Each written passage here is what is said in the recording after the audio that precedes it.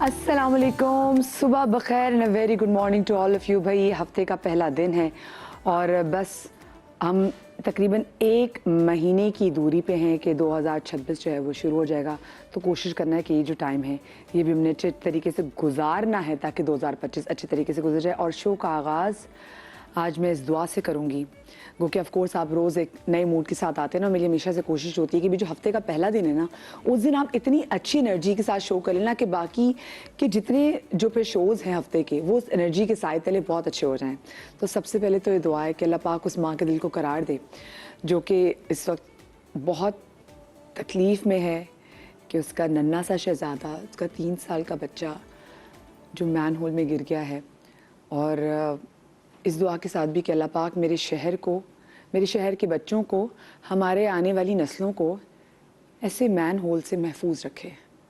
और दुआ बच्चों की हिफाजत की इसलिए भी करनी पड़ी क्योंकि ये मैन होल मैं आज के नहीं देख रही, ये पता नहीं कितने पुराने, कितने अरसे से मैन होल्स के वाले से बात करें। हमारे शहर में गटर के ढक्कन चोरी हो जाते हैं और कुछ ना कुछ किया जाता है, इंतज़ामिया भी गायब रहती है। बहुत सारी जगहों पे इंतज़ामिया को बार बार बावर कराया जा रहा होता है कि देखें ये यहाँ पे जो गटर का ढक्कन मौजूद नहीं है, लेकिन कुछ किया नहीं जा रहा होता और फिर ऐसा ही होता है जो हम देख रहे हैं।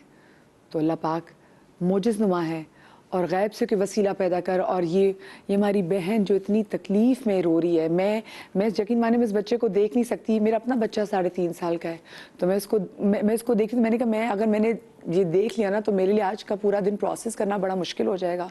तो आप सब मिलके दुआ करें कि अल्लाह पाक इस माँ के दिल को करार है और इसका बच्चा बखैर व आफियत घर वापस आ जाए। क्योंकि इंतज़ामिया चाहे करे ना कहे, लेकिन वो पाकज़ात तो मोजिज़ हुआ है, तो वही पाकज़ात मोजा दिखा दे और इस माँ के दिल को सुकून आ जाए। अब मैं ज़रा अपने शो की तरफ भी आती हूँ क्योंकि एक महीना रह गया है और बहुत सारे लोग अब एक महीने में इवैल्यूएट करें कि भाई हमने जो 2025 का आगाज़ किया था उसमें हमारा क्या न्यू रेजोल्यूशन था। तो मैं तो भाई कहीं ना कहीं इस हवाले से कामयाब रही। मैंने सोचा था कि मैं 2024 में मेरा रेजोल्यूशन था कि मैंने अब कोशिश करनी है अपनी फिटनेस पे काम करना है और अब कहीं ना कहीं मैं अपने उस गोल के करीब भी आ गई। सो मैं एक चीज़ में बड़ी खुश हूँ कि चलो ठीक है ये कर लिया। लेकिन अब मैंने ये सोचा है कि मैंने जो 2026 का रेजोल्यूशन बनाना है वो सिर्फ एक छोटी सी बात है, वो ये कि मैंने चिल रहना है। जो भी सिचुएशन हो जाए मैंने अपने सर पे सवार नहीं करनी। क्योंकि मैंने ये देखा है कि जब मेरे साथ कोई चीज़ मुझे लग रहा होता है कि हाँ ये चीज़ मेरे मिजाज के मुताबिक नहीं हो रही, या ये वो चीज़ नहीं हो रही जो मैंने सोचा था, या मेरे साथ यहाँ पे ज़्यादती हो रही है, या यहाँ तो मैंने इतना अच्छा किया था मुझे उतना आगे से रिटर्न नहीं मिल रहा, तो मैंने परेशानी नहीं लेनी इसकी, मैंने रहना चिल। और ये जो वर्ड है ना चिल, ये आपको बड़ा मज़ा देता है। वैसे मैं अब सोच रही हूँ चिल चिल चिल, तो मुझे लग रहा है कि इस चिल की तासीर मैंने फील करना भी शुरू कर दी है। ज़रा सी परेशानी हो, पेपर्स होने वाले हों, घर में खाना दूध जो है वो उबल गया हो, जिस पे सबसे ज़्यादा मुझे डांट पड़ती थी। अम्मी कहती थी जाके देखना, चेक करना, दूध उबलना चाहिए, दूध उबल गया चूल्हे पे गिर गया तो फिर तुम देखना। और कहीं ना कहीं ऐसा होता था, मैं 1 मिनट मेरी नज़र इधर उधर होती थी और दूध उबल जाता था और वो सारा जो है ना वो बर्तन वो चूल्हे पे गिर जाता है। तो ऐसी अम्मियों के लिए भी चिल, अम्मियों को भी बोलें कि चिल करें बस, ये तो कोई टेंशन ही नहीं जो आगे ज़िंदगी में टेंशन आती हैं। तो अपने आप को ना कहीं ना कहीं से अभी से प्रिपेयर करना शुरू कर दे। पेपर्स आने वाले हैं, माएँ आजकल बच्चों से ज़्यादा परेशान होती हैं, उनको बोलें कि भाई चिल, आपके बच्चे ने जो कारनामा सर अंजाम देना है वही कारनामा सर अंजाम देगा, आप थोड़ा चिल करें। क्योंकि कहीं ना कहीं हम परेशानियों की वजह से, ओवर थिंकिंग की वजह से अपनी मेंटल हेल्थ के साथ ना बहुत बुरा कर रहे हैं। तो mental health should be our goal, should be our resolution for 2026। अच्छा, आज वैसे जो मेरे पास जो 2 गेस्ट भी आ रही हैं सेलिब्रिटीज़ गेस्ट, ये दोनों ऐसी हैं कि अगर हम इनको जब टेलीविज़न पे देखते हैं तो बड़ी कमाल, कहीं ग्लैमराइज्ड अम्मा, फिर कहीं पे बहुत दुखी अम्मा, लेकिन असल लाइफ में इनको देखें तो दोनों बड़ी चिल पर्सनालिटीज़ हैं। तो इससे पहले कि मैं आज अपनी इन 2 चिल पर्सनालिटीज़, 2 चिल सेलिब्रिटीज़ को यहाँ शो में दावत दूँ और इनसे पूछूं कि इनकी ज़िंदगी में चिल रहने का मंत्रा क्या है, तो जनाब we have with us Sabahat Bukhari and Salma Zafar, 2 gorgeous girls in my show. अस्सलाम वालेकुम। Thank you so much. Thank you for making my day by saying girls. Of course you are. देखिए मैं कहती हूँ वुमेन नाम की कोई टर्म नहीं होती, इट्स ओनली गर्ल्स। Exactly. सिर्फ गर्ल्स वैल्यू। अच्छा, agree. आप दोनों गर्ल्स की ना ये वाइब बड़ी कूल है कि असल में भी ऐसा है। और मुझे आप जितनी, आप लोग हम, क्योंकि हम आपको जब देख रहे होते हैं, आपकी पिक्चर्स आ रही होती हैं, आपकी गैदरिंग्स की पिक्चर्स आ रही होती हैं, इनकी शॉपिंग की वीडियोस आ रही होती हैं, ये कई शॉल्स खरीद रही होती है कि कपड़े खरीदती तो बड़ी इंडोर्समेंट लोगों को, वो ना वो कहते हैं मशहूर करे तो लोगों के काम चल रहे हैं। असल जिंदगी में भी आप वाकई इतनी कूल एंड चिल हैं जितना हमें लग रहा होता है? हाँ, ऐसे ही हूँ। वही जो अभी आप बात कर रहे थे ना शुरू में कि चिल रहना बहुत ज़रूरी है। हम जो चीज़ें अपने ऊपर सवार कर लेते हैं ना, वो उससे तो आधी ज़िंदगी वैसे ही ख़त्म हो जाती है, सारा दिन आपका वैसे ही बुरा गुजरता है। तो चिलिंग इज़ मस्ट। तो चिल रहना और दूसरों को भी चिल रखना, मतलब बिला वजह जो है वो मुंह बसोर के बैठे रहने से क्या फ़र्क पड़ेगा आपकी ज़िंदगी में? कुछ नहीं होने वाला। तो खुश रहें और खुश रहने दें।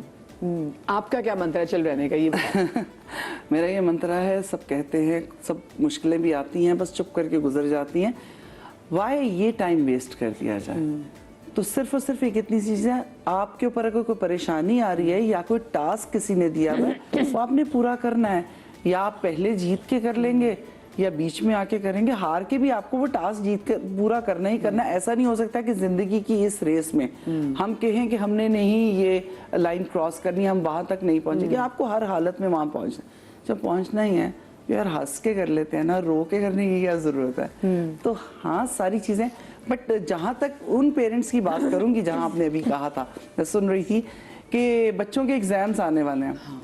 यार वो बच्चों के थोड़ी ही रहे हैं, अब तो वो माओ के इम्तिहान है दोबारा से। बिल्कुल ऐसे। आप एक वो दौड़ है, अभी खैर माशाल्लाह से आप 3 साल का है तो कोई बात नहीं, आप भी उस दौड़ में शामिल होने में। बच्चों की तालीम को दौड़ मत बनाएं, उनका एग्जाम आना है, उन्हें थोड़ा फ्रेश रहने दें।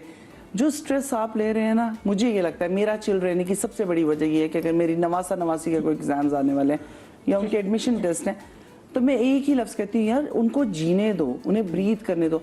अगर ओवर स्टफ कर दोगे बहुत सारी चीज़ों के साथ और खुद भी परेशान रहोगे तो ना खुद इंटरव्यू अच्छा दोगे ना बच्चा इंटरव्यू अच्छा देगा। तो वो एक है ना, पेरेंट्स जो हैं वो बच्चों को आजकल जो सारे साइकोलॉजिकल इश्यूज हो रहे हैं बच्चों की लाइफ में भी और पेरेंट्स की लाइफ में भी, वो इसी स्ट्रेस की वजह से हो रहा है ना, कि आप इतना ओवरबर्डन कर देते हैं खुद को भी और उन छोटी छोटी मासूम सी जानों को। एक तो आपने 3 इयर्स और 2.5 की एज में उनको स्कूलिंग शुरू कर दी, उससे भी पहले ये आपने बहुत गलत बात की।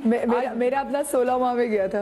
मैं ये कह रही हूँ 97 बॉर्न मेरा बेटा, 95 बॉर्न को मैंने 2 इयर्स में भेजा, 97 बॉर्न मेरा बेटा, जब मैं उसके लिए नेशनल मॉन्टेसरी की तो उन्होंने कहा बहुत लेट नहीं हो गई, अब तो 17 मंथ में स्टार्ट कर देते हैं। मैं कहा मैंने दसो करवाला की है ना, देखो लो डाइपर बंधे हुए हैं, फीडर हाथ में पकड़े हुए हैं, नाक बह रही है, इनसे करवाना क्या है मुझे ये बता दें। और अब वही वाली बात है, जब अपने नवासी जाए तो मुझे बुरा लगता है। अच्छा मुझे लगता है एक हमारा जो हम जरा चिल नहीं रह पाते उसकी बड़ी वजह ये भी क्योंकि हमारे ना टारगेट्स हमने बहुत और गोल्स बहुत दिमाग में सोचे हुए हैं और हम बस एक ही रेस में कि मैंने ये पूरा कर लेना, टारगेट अचीव कर लेना, ये टारगेट अचीव कर लेना। वैसे आप दोनों का इस साल का क्या रेजोल्यूशन क्या था ये तो बताएं। कुछ भी नहीं, कुछ भी नहीं ना, सुकून में रही होंगी आप। अच्छा मैं पहली बात ये कि टारगेट का मतलब क्या है। टारगेट का मतलब हरगिज ये नहीं है कि मैं उस जगह पहुंचूं। आपका टारगेट ये होना चाहिए कि आप किसी कंपटीशन का हिस्सा बन रहे हैं और आपने उसमें पार्टिसिपेट किया, आपने किसी इंटरव्यू कॉल को देखा, आपके पास कॉल आई, आपने वो हिम्मत की और आपने वहां जाके अटेम्प्ट, आप अपना 100% दे, दिस इज माय टारगेट कि मैंने 100% दे रहा। आगे जो रिजल्ट है वो नहीं वो है। वैसे आई लव टारगेट। अमेरिका आप जाए तो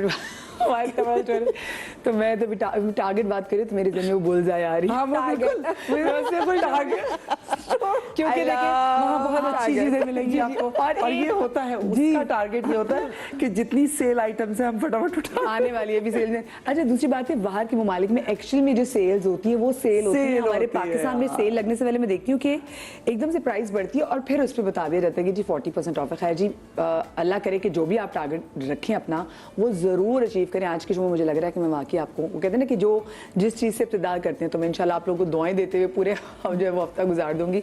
मुझे वैसे ये बताइए आप दोनों की स्किन को इतना कमाल, मैं दोनों को देख रही थी, खूबसूरत इतनी ज़बरदस्त माएँ जो टेलीविजन पे आ रही होती हैं, जो अपनी बच्चों को टक्कर दे रही होती हैं, क्या स्किन आपका ब्यूटी रिजीम क्या है? वैसे ब्यूटी रिजीम कुछ ऐसा आजकल तो मतलब आपको पता है कितना कुछ होता है एस्थेटिक्स में, तो करवाते रहना चाहिए, कुछ ना कुछ तो होते रहना लेकिन चाहिए। अपनी वैसे कोई घर का कोई खास ऐसा टोटका जिसको आप करती हो, इस्तेमाल करती हो, कोई ऐसी स्पेसिफिक क्रीम जो आप जैसे आजकल नाइसिनामाइड अपने कौन सी क्रीम सब लोग देखो मेरी बात सुनो, मैं ये सोच रही होती हूँ, वो लगाती हूँ, मैं यूज करती हूँ, मतलब जाहिर है सब लोग कर रहे हैं तो करना तो पड़ता है, चाहिए, अपनी स्किन का ख्याल रखें भाई। मैं ये सोचती हूँ कि हमारी माओ ने तो ये सब चीजें रेटिनॉल, हाइलुरोनिक एसिड और फलाना और ढिमाका ये सब हमारी माओ ने नहीं किया था, लेकिन उनकी स्किन कितनी खूबसूरत, उनके इतने टारगेट्स नहीं थे ना जितने हमारे, इतने फ्रेश। अच्छा मेकअप, एग्जैक्टली, और मेकअप भी बहुत कम यूज करते थे उस जमाने में, लेकिन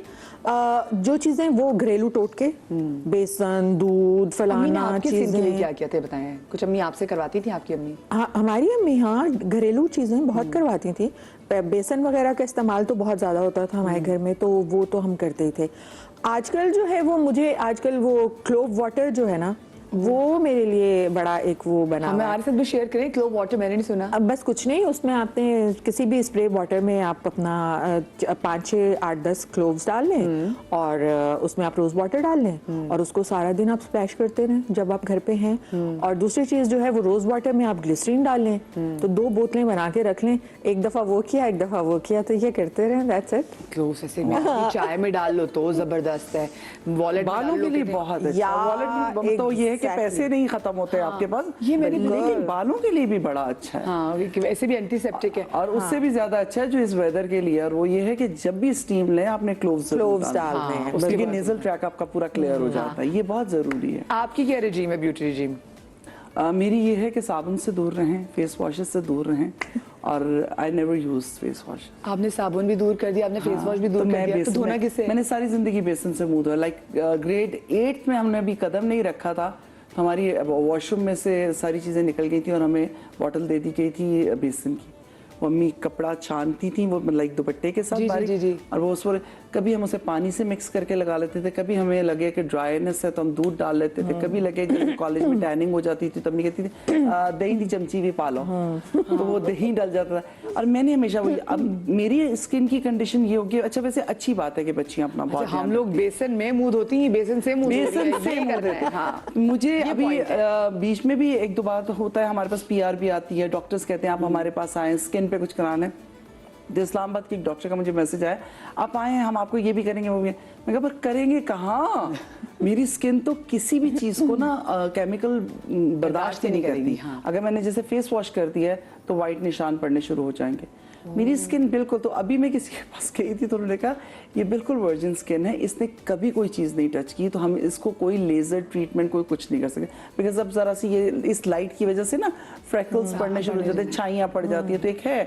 मैंने कहा ये नहीं होनी चाहिए, तो उसका मैं बड़ा आसान सा टोटका आजकल कर रही हूँ। कोई भी चीज़, जैसे मैं बेसन यूज़ करती हूँ तो आप भी करें, तो मैंने बहुत सॉफ्ट वाला ना बेबी वाला टूथब्रश रखा, यूज दैट ना कि हल्का हल्का उसका मसाज करती हूँ तो वो लाइट होनी शुरू हो गई, क्योंकि ब्लड सर्कुलेशन वहाँ रुक जाती है ना। तो आप उसमें क्या इस्तेमाल करती हैं उसके लिए? बेसन ही। वो बेसन ही, मेरे पास और कुछ नहीं है सिवाय सारे ब्रांड्स की आज ये छुट्टी कर देंगी। अच्छा, ये मुझे लगता है जब आपने इतने नुस्खे टोटके आपने सीखे होते हैं ना, तो क्योंकि आपने मॉर्निंग शो से अगर आपका ताल्लुक हो, क्योंकि आपने मॉर्निंग शो का बड़ा पुराना ताल्लुक है आपका, मॉर्निंग शोज में आती भी रही, एज अ होम मेकर भी अब आती नहीं है। मुझे पता है मॉर्निंग शोज में आते आते फिर उसके बाद में आपने एंकरिंग भी की, ये ड्रामास की तरफ आप कैसे चली गई?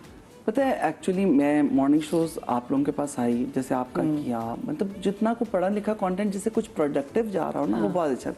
अब टोटका जो था ना, देखिए आप जो हम कहते हैं, मैं सबकी बड़ी रिस्पेक्ट करती हूँ, एज अ हर्बलिस्ट टोटका नहीं है वो एक रेसिपी है, वो एक नुस्खा है जो हम दे रहे हैं। बिल्कुल ऐसे। टोटका वो होता है जो सीना बसीना चलता है, और टोटके का मतलब ही यही होता है कि एक ऐसी मिथ बनती है जो इन 2 चीजों का मिलाप कभी बन ही नहीं सकता। जैसे पान का पत्ता जी इस्तेमाल कर रहे हैं गैस के लिए, तो पेट पे बांधने की क्या जरूरत है, बच्चे को पेट पे बांध, तो इस तरह की बहुत सारी चीजें हैं जो हमने कभी यूज नहीं की। कौन उठा के पकौड़ों वाला बेसन उठा के लोग बालों में लगाना शुरू हो गए, अचार वाला मसाला सर पे लगाना शुरू किया, क्योंकि वो एक मिथ बन गई ना कि उससे होना कुछ भी नहीं, इरिटेंट है, उससे बाल अच्छे हो जाएंगे। तो ठीक है वो चीज़ें हेल्प करती है, बट मुझे लगा ये कि कहीं ना कहीं मदिया हमने लोगों को ना सिर्फ यही बताया कि खूबसूरत दिखना चाहिए, होना चाहिए ठीक, कितने हाँ होने अंदर का से, कहीं नहीं है। और खूबसूरती कभी नहीं दिखेगी, नूर कभी नहीं आएगा, आप पीसफुल कभी नहीं लगेंगे जब आप सेटिस्फाइड नहीं होंगे। तो आप अंदर से खूबसूरत होंगे और दूसरे को खूबसूरत मानेंगे, उस पर खुश होंगे, उसके लिए माशाल्लाह, तो आप ऑटोमेटिकली आपके चेहरे पे एक नूर आएगा। मैं बहुत थक गई थी इस सारे उससे, तो मैंने कहा बस ये खुदा हाफिज। और सच्ची बात है कि ये जो फेम है, I am a public speaker, तो मैं हजार के मजमे के सामने खड़े होकर जब स्पीच कर रही होती तो ठीक है, मुझे लोगों ने बहुत इज्जत दी, बट मैंने कहा ओके, एक दिन उठ के मैंने अस्सलाम वालेकुम, अब नहीं आऊँगी। आप हमारे टीवी पे नहीं आएंगी क्या? मैं अब कहीं नहीं आऊँगी, दैट्स इट, हम वापस बैक टू मतलब ये कोई चीज हिट की थी कि आप किसी चीज से डिसअपॉइंट हुई थी कि अब नहीं आएंगे, फिर वन फाइन मॉर्निंग आपने कहा बस अब नहीं, मेरी बात हो गई, बोल देती हूँ। हाँ। मुझे ये हिट किया था, हमारे यहाँ पास बैठती है ऑडियंस, देखो मैं एक स्टूडियो जाती हूँ, वहाँ से जोड़ा उठाती हूँ PR का और मैं आके पहन लेती हूँ। मेकअप मेरा मेकअप आर्टिस्ट करता है, किसी को ये नहीं पता मेरी लाइफ में क्या चल रहा है। मेरी वो बहनें, मेरी वो बेटियाँ जो हमें देख रही हैं और हम जैसा बनना चाहती हैं, उन्हें इस रास्ते के सफ़र का पता ही नहीं है जो हमने तय किया। मैं क्या सिखा रही हूँ? मैं अगर ये कहती हूँ कि मैं यहाँ बैठ के वो बात करूँगी जो मैं अपनी बेटी के लिए, मैंने अपने हर टोटके में कहा वो टोटका दूंगी जो मैं अपनी बेटी के लिए दूंगी। मुझे बताएं मेरे पास से क्या मैसेज जा रहा है। मैंने आप ही के पास शो किया था दूसरे चैनल पे और हमने न्यूज़ का किया था, तो याद होगा हमने महंगाई पे किया था और मैंने आपसे कहा था मैं 1500 का जोड़ा पहन के आई, हाँ। इतने का कपड़ा है, इतने की सिलाई, ब्लैक सूट पहना, ठीक है। तो जाए ना आप अपने हस्बैंड से कहे मुझे ये वाला जोड़ा चाहिए जो सलमा ने पहना। वाई उस जोड़े की तरफ भागे जो हमारी पहुंच नहीं और शायद वो हमारी जरूरत भी नहीं है। तो बस वो चीजें बहुत हिट की। वो बच्चे जो बैठे होते जो सारा दिन सिर्फ एक पराठा रोल पे बैठकर हमें देखते थे और तालियां बजाते थे, उनकी लाइफ क्या, उन्होंने सुबह के 12 बजे तक का टाइम बर्बाद कर दिया अपना। तो मैंने कहा नहीं, कम से कम इसका मैं हिस्सा नहीं बन सकती। मैंने काम खत्म किया क्योंकि मेरे सारे काम चल रहे थे। मेरा किचन भी चल रहा था, मैं उसके अलावा अपना क्लिनिक भी रन कर रही थी, मेरे पब्लिक स्पीकिंग के वो भी चल रहे थे seminars. I was doing good. तो मैं कहा मैं उसी जगह चली जाऊँ। और फिर इन टोटकों से ये हुआ कि जब भी मैं जाके पोडियम पे खड़ी होती थी और कोई बड़ी समझदार बात करती थी तो लोग कहते थे आवा हम पेट कैसे कम करें। तो वो मैंने कहा या रंग गोरा कर, या रंग गोरा कर। अच्छा ज्यादा था, आप औरतों को बता दें रंग गोरा करें, हमें भी बताया। हाँ। मैं आपको अपना टाइम मैनेजमेंट बता रही हूँ और आपको रंग गोरा करने की पड़ी हुई। तो मुझे हमारे यहाँ सबसे बड़ा प्रॉब्लम ही यही है ना, तो कि रंग गोरना आज भी, मतलब मुझे हैरानगी होती है कि आप शोबिज पे भी देखते हैं, आप पूरे दुनिया के मीडिया के ऊपर देख रहे हैं कि आपको सांवला रंग, ब्लैक कलर, क्या ब्यूटी आती है, क्या लोग, क्या पर्सनालिटीज हैं उनकी, लेकिन इसके बावजूद आप जो है वो वही क्रीमें और वही बाजी। हमारे ड्रामास के भी तो कसूर है ना। हमारी ड्रामा में जो अमीर माँ है वो भी गोरी होगी, हमारे जो मजलूम प्यारी है वो भी गोरी होगी, वो भी गोरी होगी। उसके बाद हमारे जो हीरोइन है वो गोरी ही होगी, सांवले रंग की हीरोइन की अभी तक समा। और एक तो हमारा चैनल एक तो मशहूर है कि वो गोरी लोगों को, वो अगर मेड का कैरेक्टर भी किसी को देंगे तो वो भी गोरी ही लड़की होगी, वो भी गुड लुकिंग ही लड़की को देंगे। तो अब तो हमारा कॉम्प्लेक्स है ना, वही तो कह रही हूँ कि हमारा तो कॉम्प्लेक्स है ना। और फिर लेने वाले कौन है? मर्द हजरात है ना, क्योंकि उनको गोरी चमड़ी चाहिए होती है। उनका जो अट्रैक्शन है वो काले रंग की तरफ नहीं होता, सांवले रंग की तरफ नहीं होता। लेकिन आई डोंट नो व्हाई, बड़ी आज भी ये सब चीजें देखते हुए बहुत अफसोस होता है, दुख होता है कि यार वो लड़कियां जो सांवली रंगत वाली हैं, वो पढ़ी लिखी हैं, वो हर चीज जानती हैं, वो घरों को संभालना जानती हैं, वो अब, लेकिन इसके बावजूद उनकी इतनी इम्पोर्टेंस नहीं। मैं तो सोचती शुक्र है ओपरा विन्फ्रे पाकिस्तान में पैदा नहीं हुआ, वरना उसका कोई करियर ही ना बनता। एग्जैक्टली। अच्छा वैसे मुझे एक बात नहीं समझ में, जो लड़की सुबह उठ के घर का काम करके और धूप में बस पकड़ के या वैन में बैठ के इस कॉलेज जाएगी या अपनी जॉब पे जाएगी, उसका रंग कहाँ से गोरा होगा?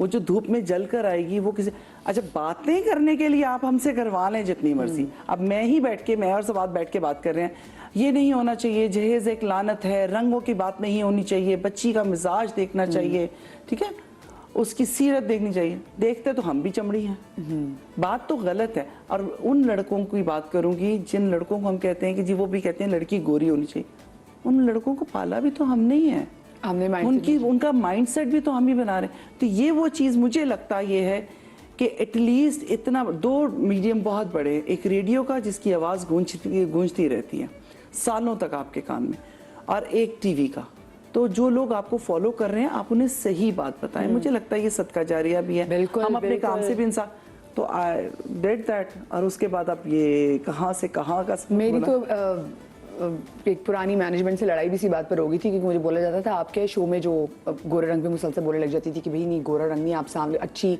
दिलकश स्किन पे बात करने का, क्योंकि हमारे तो एड्स, हमें तो लोग जो खवातीन आती हैं वो तो आती हैं इसलिए कि उन्होंने वाइटनिंग इंजेक्शन लगवाने होते हैं, और उल्टा आप लड़, and people used to hate me कि अगर हमने मदिया के सामने गोरे रंग की बात कर दी तो मदिया को कुछ हो जाएगा। फिर कि भाई मैं अपने ददेहाल में देखती हूँ, मैं अपनी फैमिली में देखती हूँ, मैं अपने घर में देखती हूँ, माय फादर उनके डार्क कॉम्प्लेक्शन है, मेरे भाई के डार्क, तो मेरे लिए तो उनसे ज़्यादा खूबसूरत हैंडसम आदमी कोई नहीं है। तो मैं कैसे मैं लोगों के अंदर कॉम्प्लेक्स देती हूँ। कल मैंने ऐसी कुर्सी का हिसाब देना है अल्लाह मियाँ को, अल्लाह में ये चीज मुझे आपकी मैंने तुझे रिस्क दिया तो क्या करके आ गई। सबसे अच्छी बात वो ये है आपकी, और वो जो दिखती है, देखें हम बड़े अरसे बाद मिल रहे हैं, और मैंने आते ही ये बात की, बल्कि मैंने एनी से फोन पे कहा, मैं खुद कहना चाहती हूँ कि मदिया ओके मैं आना चाहती हूँ।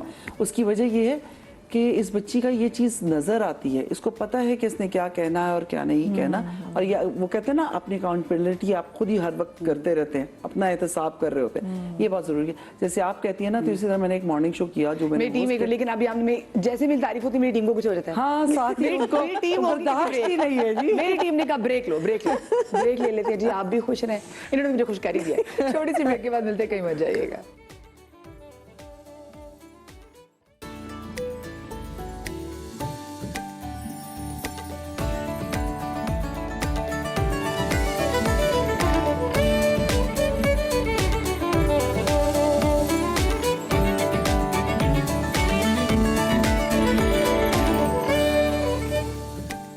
जी जनाब, welcome back after the break. Salma ji और सबा जी आज मेरे साथ मौजूद है शो में, और अब जरा मैं इनके साथ आपको पता है हमारे जो सेकंड वाला राउंड होता है उसमें हम खेलते हैं हल्की सी इनके साथ गेम। तो इसमें साथ आपके पड़े हैं बोर्ड्स, ठीक है, जिनको भी आपने उठाने की कोशिश की थी, ठीक है। बोर्ड में है जनाब उन सेलिब्रिटीज की पिक्चर जिनके साथ आप लोग काम कर चुके हुए हैं और जिनको आप जानते हैं। सो आउट ऑफ सिलेबस कोई ऐसी चीज नहीं आ रही, ठीक है। अच्छा, आपने ये बोर्ड उठाना है और बोर्ड आपने ऐसे उठा के आपने दिखाना है सलमा जी को, बोर्ड उठा के रखना है, ठीक है। और सलमा जी आपको देंगी 3 हिंट। अच्छा, 3 हिंट आपने कह के देने हैं, ठीक है, और फिर आपने गेस करना है कि ये कौन सी सेलिब्रिटी है। फोन और फ्रेंड आप इसलिए इस्तेमाल नहीं कर सकते क्योंकि मैं आपके सामने बैठी हूँ, तो मैं आपको यहीं से मैं आपकी यहीं से हेल्प और सपोर्ट भी करूंगी, इसलिए टेंशन की बात कोई भी नहीं। तो ठीक है, बिस्मिल्लाह करें, समझ आ गया आपको गेम? चले जी, पहले आप शुरू करें, बोर्ड उठाइए और आपने बोर्ड की पिक्चर दिखानी है सलमा जी को, फिर सलमा जी आपको देंगी हिंट और आपने करना है गैस। आपने नहीं देखनी जी, उठा के उनको दिखाना। यस, ऐसे। इनका तो मुझे नहीं पता कि उन्होंने इनके साथ काम किया या नहीं किया, but I am the huge fan of her, huge fan of her. बड़ा ही खूबसूरत कपल बना था एक, और बहुत ठहराव है इनकी। एक बहन वो भी आती हैं स्क्रीन पे, एंड बहुत अब तो वो नहीं रही, उनकी बेटी नहीं, पहले तो वो भी आती थी साथ में, और अब उनकी बेटी ऑन पीक। नाम तो नो कि नहीं, नाम नहीं ले सकती। इनके हस्बैंड बहुत बड़े आर्टिस्ट थे, हाँ, जो इनके एक्स हस्बैंड थे, और इनकी पर्सनालिटी, लंबा कद इनका, खूबसूरत। इनकी भांजी की भी वैसे ऐसी पर्सनालिटी है, वो भी like she is tall and she is हमारी फैमिली वाला हिसाब है। नोबडी वाज इनके आसपास कोई नहीं ठहरता, पहनती इनके बात करने में भी कोई नहीं ठहरता। इनके जैसे बोला, इनके हस्बैंड बहुत बड़े आर्टिस्ट थे और बड़े संजीदा अदाकार, उनकी भी बड़ी फैन फॉलोइंग थी। ताहिरा वास्ती वो भी थी, लेकिन ये नहीं है, वो ये आर्टिस्ट थे, पेंटर, एनसीए से ताल्लुक, एक्टर भी हैं, वो एक्टर भी हैं, एनसीए से उनका ताल्लुक है। अच्छा, इज वेरी टॉल एंड बड़ा ठहराव। शहर बता दूं कहाँ से उनका भी ताल्लुक, वो भी कोयटा साइड के हैं। हाँ, आबिद अली उनके नहीं, खातून एक्ट्रेस है ये ना, खातून है। ये खातून एक्ट्रेस। आप ड्रामास में काम नहीं करती हैं, लेकिन लाइव है माशाल्लाह। बिल्कुल खूबसूरत खातून है। फरियाल गौहर। यस कैसे हमने इनको पहुंचाया फरियाल गौहर साहिबा तक। ओके, जबरदस्त, बिल्कुल सही जी। नेक्स्ट आप। अच्छा, मैं तो नामों में बहुत बुरी हूँ। मैं हूँ ना हेल्प करने की, डोंट वरी जी। ड्रामे की सबसे अच्छी और लड़ाकी माँ। काफ़ी अरसे से माशाल्लाह से काम कर रही हैं, आज भी कर रही हैं।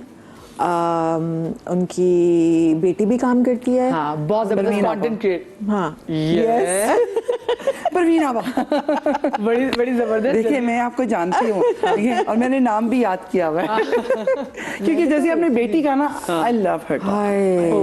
राबिया, एक तो राबिया का वैसे भी जो सोशल मीडिया का कंटेंट है, आई लव वो दोनों मियां बीवी, दे डूइंग ग्रेट। कुछ फैजान के साथ और फिर मैंने माहम के साथ भी काम किया। भी माहम मेरी बेटी बनी हुई थी, और राबिया के साथ अभी मेरा काम मैंने किया नहीं, लेकिन वो जब मुझे मिलती है ना तो मैं उसका माथा चूम, मैं कहती हूँ खुश रहो बच्चे, क्योंकि वो बहुत प्यारी है, बहुत प्यारी।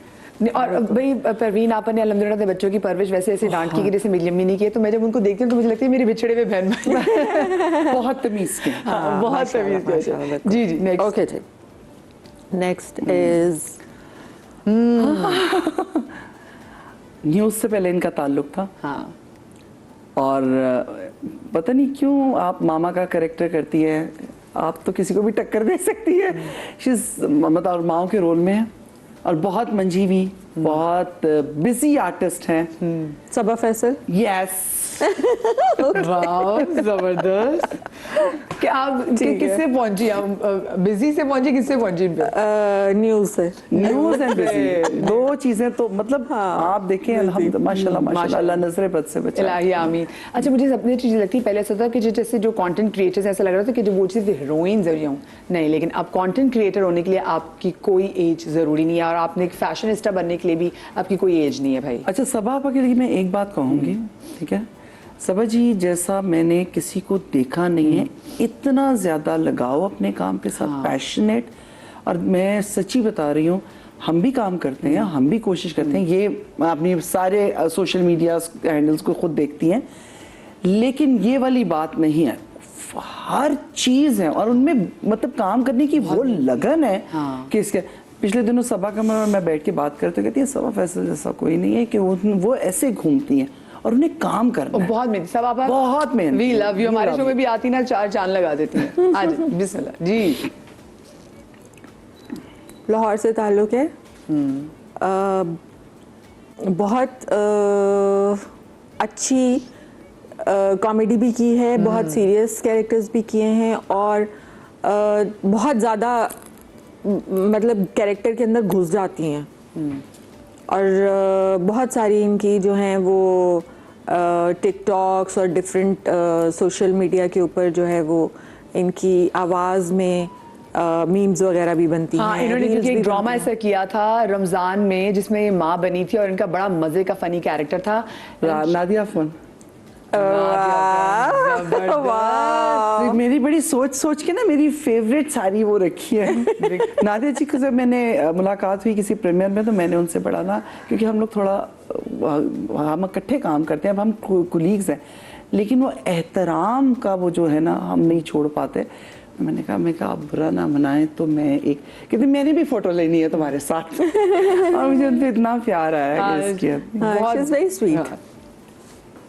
ओके चले जी। ओ माय कोई कंपैरिजन नहीं है। लाजवाब दो बहनें काम में, और अल्लाह ने ज़िंदगी दे, से तंदुरुस्ती दे, बहुत प्यारी खातून, और काम में बहुत मंजीवी। लाहौर से ही ताल्लुक़ है बट काम बहुत करती हैं। इनकी बेटी और इनका आजकल एक डुएट चल रहा है, बड़ा मज़े का, बड़ा पुराना। वो गाना मैं आपको बता देती हूँ, अस्मा अब्बास। यस। क्या इंटेलिजेंट गर्ल्स मेरे शो में आई है भाई आज, फौरन पहुंच रही है। इतना मज़े का कि कल रात को वो लगा ना ज़ारा का और का, तो मेरे साथ दिया थी, तो दिया ने वो पूरा गाना गाया, फिर उसकी हिस्ट्री बताई कि 2 डांसर्स भी, और इस तरह वो गाना वो 2 हमारे मलका तरन्नुम नूरजहां साहिबा ने गाया था। कहती है वैसा गाना नहीं बना अभी तक। ये मुझे भी देखना, मैं ब्रेक में देखूंगी। नेक्स्ट सहेली ना हमारी पुरानी जो मूवी है उसका था। ओके। हाय, मेरी फेवरेट है, इतनी प्यारी, आजकल नहीं आ रही हैं, लेकिन एक शो करती हैं सोशल मीडिया पे और बहुत ज़बरदस्त करती हैं। एक तरह से इब्तिदा इन्होंने की थी, जो सोशल मीडिया पे जो पॉडकास्ट की जो इब्तिदा है ना पाकिस्तान में, वो इन्होंने की थी। बहुत खूबसूरत, हसीन। रिसेंटली फिल्म भी आई सलीना जी। जी। वैसे इनकी जो भी फिल्म आई थी जो दीमक। हाँ, दीमक। हाँ। समीना जी ने आई और खा गई। वो फिल्म कोई देखेगा तो वो समीना जी के लिए देखेगा, उन्हें वहाँ बस वही। मैं कहती हूँ दोनों लड़कियां, मतलब फैसल भाई तो अच्छे एक्टर हैं लेकिन Samina ji and Sonia, oh my god, कमाल, लड़कियों ने कमाल ही कर दिया अब इसमें भी जी। इन्होंने रिवर्स गियर लगाया जी। पहले भी मान नहीं थी, हम मुकाबला नहीं कर सकते थे, अब तो बिल्कुल ही नहीं करते, अब तो हम चुप कर गए। बहुत खूबसूरत, मतलब मैं कहूँगी आर्टिस्ट तो हैं ही, ह्यूमन भी बहुत अच्छी है, माँ बहुत बेहतरीन है, अपनी बेटियों को बड़ा प्यारा रेस किया है। और she recently lost her husband. Yes, और ड्रामा था, इन्होंने, मैं इनको माँ के रूप में ही जानती हूँ क्योंकि जो इनका मैंने पहला ड्रामा देखा हुआ है उसमें 2 बच्चे होते हैं। हिना बेयात खान? नहीं, शफी मोहम्मद साहब के साथ था। वो छोटी Mostly एज कभी में माँ के रोल में आ गई माँ थी। बहुत छोटी उम्र से माँ के अच्छा, रोल में। आजकल एक और वजह से अब मैं आजकल बड़ा जा रही हूँ। खूबसूरत इनका ड्रामा चल रहा है और मियाँ और बीवी की बड़ी स्ट्रगल है। अच्छा, एक और चीज अगर मैं बताऊं, मुझे लगता है फौरन पहुंच जाएंगी। आजकल everybody is talking about her weight loss. Weight loss। इतना जबरदस्त weight शगुफ्ता गिरा। एजाज। यस। जान मैंने यही कहा ना, मैंने कहा अब तो ये रिवर्स गियर लगाया हुआ है। रिवर्स गियर, हाँ। हाँ, सही। आई मिस आए, अच्छा, हसीना तो है ही है। कपल था माशाल्लाह, बहुत प्यारा कपल, और पुराना मेरा ख्याल PTV में का हमारी इंडस्ट्री का सबसे खूबसूरत सायरा कपल था। साहिबा। नहीं, और फिर इन्होंने ड्रामाज प्रोड्यूस भी किए, बहुत ज़बरदस्त ड्रामाज। फिर इनकी बेटी जो है वो भी एक्टिंग में आई लेकिन फिर चली गई। और हस्बैंड इनके बहुत स्मार्ट, बहुत हैंडसम, अपने ज़माने के hero. Okay, Saira Kazmi. Yes yes, सही वन। यस, सायरा काज़मी। जी। ओके जी, last but not least, oh wow, फिल्मों की जान, और रिसेंटली एक ड्रामे में भी उन्होंने काम किया है। खातून है। बिल्कुल खातून।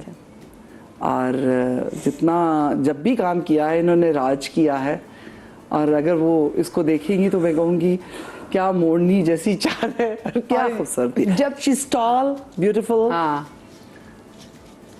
हमारी फिल्मों की, पाकिस्तानी फिल्म इंडस्ट्री की, मतलब जब भी इनकी फिल्म लगती थी ना तो बाहर ऑडियंस से पूछते थे कि हाँ जी भी फिल्म कैसी थी, वो एक ही बात करते थे, भाई ये नंबर 1 है, ये नंबर 1 है, और ये वाकई नंबर 1 फिल्म। रिसेंटली भी इनका बड़ा अच्छा ड्रामा आया है, बहुत मशहूर ड्रामा, बहुत बड़ा प्ले। सायमा जी।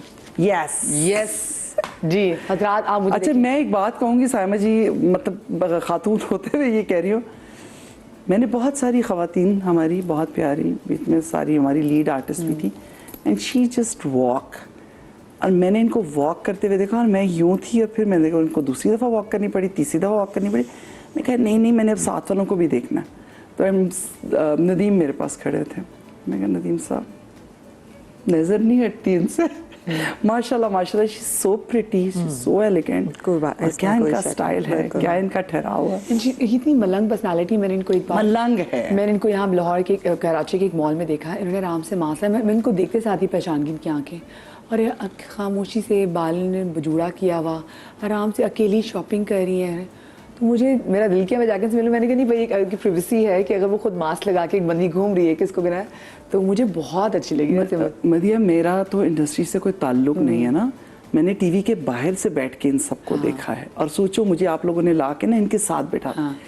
और जब मुझे नदीम साहब ने मंटो के लिए बुलाया था एंड मैं वॉक इन की, तो एक तरफ सजल बैठी हुई और बैठ के पढ़ रही थी, और साथ खाना खा रही थी। तो सायमा जी को देख के ना मुझे लगा मेरी सांसें ही बंद सी हो गई है। और है ना स्टारडम इनका। अच्छा, मैं यूँ जाके अस्सलाम वालेकुम, मैं ऐसे करके बैठ गई, ये अच्छा यूँ बैठी थी, यूँ देखा है इन्होंने मुझे, मैंने उनसे बात की, बड़ा एक छोटा सा वो था रोल, लेकिन बड़ा काफ़ी वो इस तरह था। मैंने कहा नहीं सर, मैं करूँगी, कौन नहीं काम करना चाहेगा इनके साथ। जब मैं जान ली फिल्मों में काम क्यों नहीं किया तुमने, अड़ा है उनकी आवाज़ थी, उनका डरा। मैं कहा यार, मैं क्या बताऊँ आपको कि आपके सामने खड़े हैं, बात करें, it's just so gorgeous, so gorgeous. हाँ जी, चले जी। ये भी एक क्या कहना चाहिए इनको, बड़ा इनका एक ऑरा था एक लेगेसी और एक लेगेसी। अब काम नहीं करती हैं, लेकिन जब करती थी तो उफ क्या काम करती थी। अब ये मेरा ख्याल में पाकिस्तान में भी नहीं है। लेकिन जो कैरेक्टर्स इन्होंने किए हैं वो आज तक जिंदा हैं। और हमारे लिए तो खैर एक क्या कहते हैं इंस्टीट्यूट आप कह सकते हैं हमारे लिए। ऑस्ट्रेलिया मूव कर गई हुई है ये, और मैं इनको बहुत ज़्यादा देखती हूँ, ये जैसे फंड रेजिंग कैंपेन्स का बहुत अच्छा पार्ट होती हैं। हाँ, और बहुत एलिगेंट, बहुत एलिगेंट। उनकी साड़ियाँ भी बहुत अच्छी होती हैं। साड़ियाँ भी बहुत अच्छी होती हैं। हाँ, पिछले बल्कि पाकिस्तान आई नहीं थी ये पिछले पाकिस्तान में आई हुई थी। और अभी मैं इनकी देख रही थी क्योंकि स्टेटमेंट आजकल बड़ी वायरल हुई है, तो उन्होंने कहा कि आजकल की जो कि हमारे लिए जो सासों का कैरेक्टर वो बड़ा सख्त वाला है। उस्मा गिलानी साहब। यस, और मुझे मेरी मतलब वो लाइक हसरत कि अगर कभी मुझे मुलाकात हो जाए और मैं इनके साथ स्क्रीन शेयर कर सकूं, बिकॉज जब मैंने ड्रामा स्टार्ट किया और मैंने एहसन ताले साहब का मुश्क किया, तो उससे पहले मुझे वाकई 2-3 ड्रामे मैंने किए थे। मैं लकी हूँ इस मामले में, मुझे बहुत बड़े बड़े डायरेक्टर्स मिले और फ़ौरन मुझे अच्छे रोल्स मिल गए। तो उन्होंने एक आवाज़ लगाई थी, वो इसका तो वोकल ही नहीं सेट हुआ, ये तो एक टिपिकल पंजाबी माँ है जो हर एक्सप्रेशन ऊंची आवाज़ से देती है। रो रही है तो ऊंचा रोएगी, बोलेगी तो ऊंचा बोलेगी, वोकल। तो मैंने कहा क्या मतलब, कौन सी कॉर्ड नहीं सेट हुई? मुझे लगा जैसे कुछ बीमारी हो गई। तो कहते हैं 7 आवाज़ें होती हैं। उन्होंने मुझे बताया कि मुझे कहाँ से बात करनी चाहिए, मेरी आवाज़ का रिदम क्या होना चाहिए। और एक जो लास्ट आवाज़ है वो भूखे की आवाज़ है, जो पेट से आती है आपकी, मतलब कहते हैं नाफ से बोल रहे हैं आप एक तरह से। तो मैंने कहा वो पर कैसे बोलते? कहते हैं वो मैं भी नहीं बोल सकता, क्योंकि हम पाकिस्तान में 2 ही आर्टिस्ट हैं वो बोलते हैं, जिनमें से एक उस्मा गिलानी साहब। और ये बात मुझे इतनी हिट की कि अक्सर मैं शीशे के सामने खड़े होकर कहती हूँ यार किस तरह बोला जाएगा, अब मैं सीखूँ किससे? उस्ताद तो ये है ना। तो इनसे मुलाकात भूखे की आवाज़ में, तो बहुत खूबसूरत और कितनी आवाज़ की साइंस है। मैं इसके बारे में लर्न जरूर करूंगी, मैं आपके साथ शेयर भी करूंगी। जो 7 आवाज़ें होती हैं, 7 आवाज़ें, अभी तो मेरी वो आवाज़ ही नहीं है जो मेरी आवाज़ होनी चाहिए। थैंक्स टू लाहौर की स्मॉग। अच्छा जी, अब आप लोग के साथ जल्दी से कहने लगी वो कौन है, आपने ये आप मुझे बताएंगे कि आपकी कोलीग्स में ऐसा कौन है शख्स, वो कौन है जो सेट पर हमेशा वक्त पर आते हैं कि आप उनसे अपनी घड़ियां मिला सकते हैं कि इतने टाइम के पाबंद हैं? आपके से कौन से कोलीग हैं? They're always dot on, like, मैं बताऊं? सबा कमर। सबा कमर आपके नज़दीक? कवि सब थे, कवि साहब थे। वैसे जो इतनी बड़ी एक्ट्रेसेस उनके बारे में सुना है कि वो तो नहीं, अब मैं आप सब स्क्रीन पे देख रहे हैं, मेरा ख्याल है उसका हक बनता है मैं यहाँ बैठ के बोलूँ। मैंने पूरा पामाल उसके साथ किया, मरी की ठंड, रातों को लेट नाइट शूट और उसका चले जाना, और फिर सुबह सबसे पहले 8 बजे उसका 7:30 बजे एक मैसेज डलता है वेकअप कॉल का कि आज इस ड्रामे की शूट है। एंड अगर 9 बजे का कॉल टाइम है ना, तो सुबह 7 मिनट पहले गाड़ी बाहर खड़ी होती है। वाओ वाओ, जबरदस्त। और वो अपने टाइम के लिए भागती भी नहीं। अगर कोई एक सीन रह जाता ना, पहले कहती हैं अच्छा वापस जाना था, नींद आ, चल फिर कर लेंगे। खाना छोड़ देती हैं काम के लिए, कहती खाना बड़ा खाया है, काम करते हैं। वाओ। वो कौन है जिसका ड्रेसिंग सेंस बहुत अच्छा लगता है आपको, वो हमेशा मौके की मुनासबत से ड्रेसिंग करती हैं? सबका ही अच्छा लगता है। मेरे लिए तो सजल सजल बहुत अच्छी होती है। सबा फैसल बहुत खूबसूरत तैयार होती है, इसमें कोई शक नहीं है, और उन्हें पता है।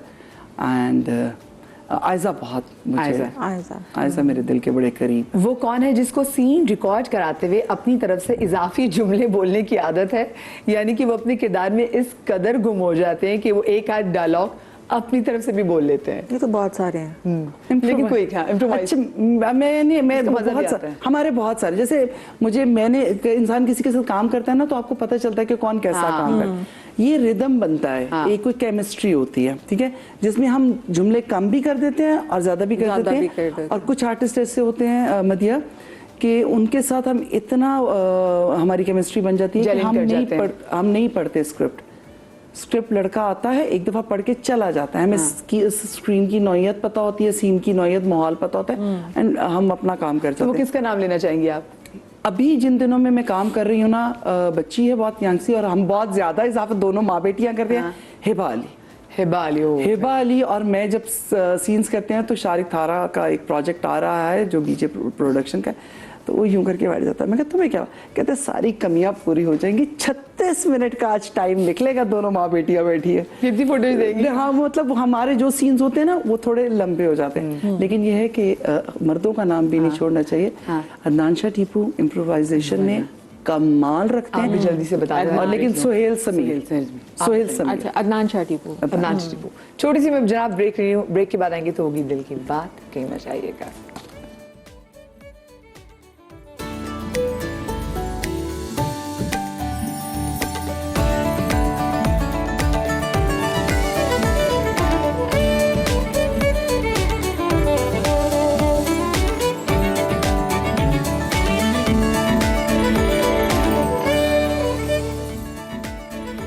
जी जनाब, welcome back after the break. और ब्रेक के बाद हम आ गए हैं अपनी कॉफ़ी टेबल पे। कॉफ़ी टेबल पे जनाब, जहाँ पे हम कॉफ़ी पीते हैं, साथ में हम एक ओथ भी लेते हैं, और ओथ राइट हैंड से हम, और ओथ में हम ये कहेंगे कि जो कहूँगी दिल से कहूँगी, इसके अलावा कुछ नहीं कहूँगी।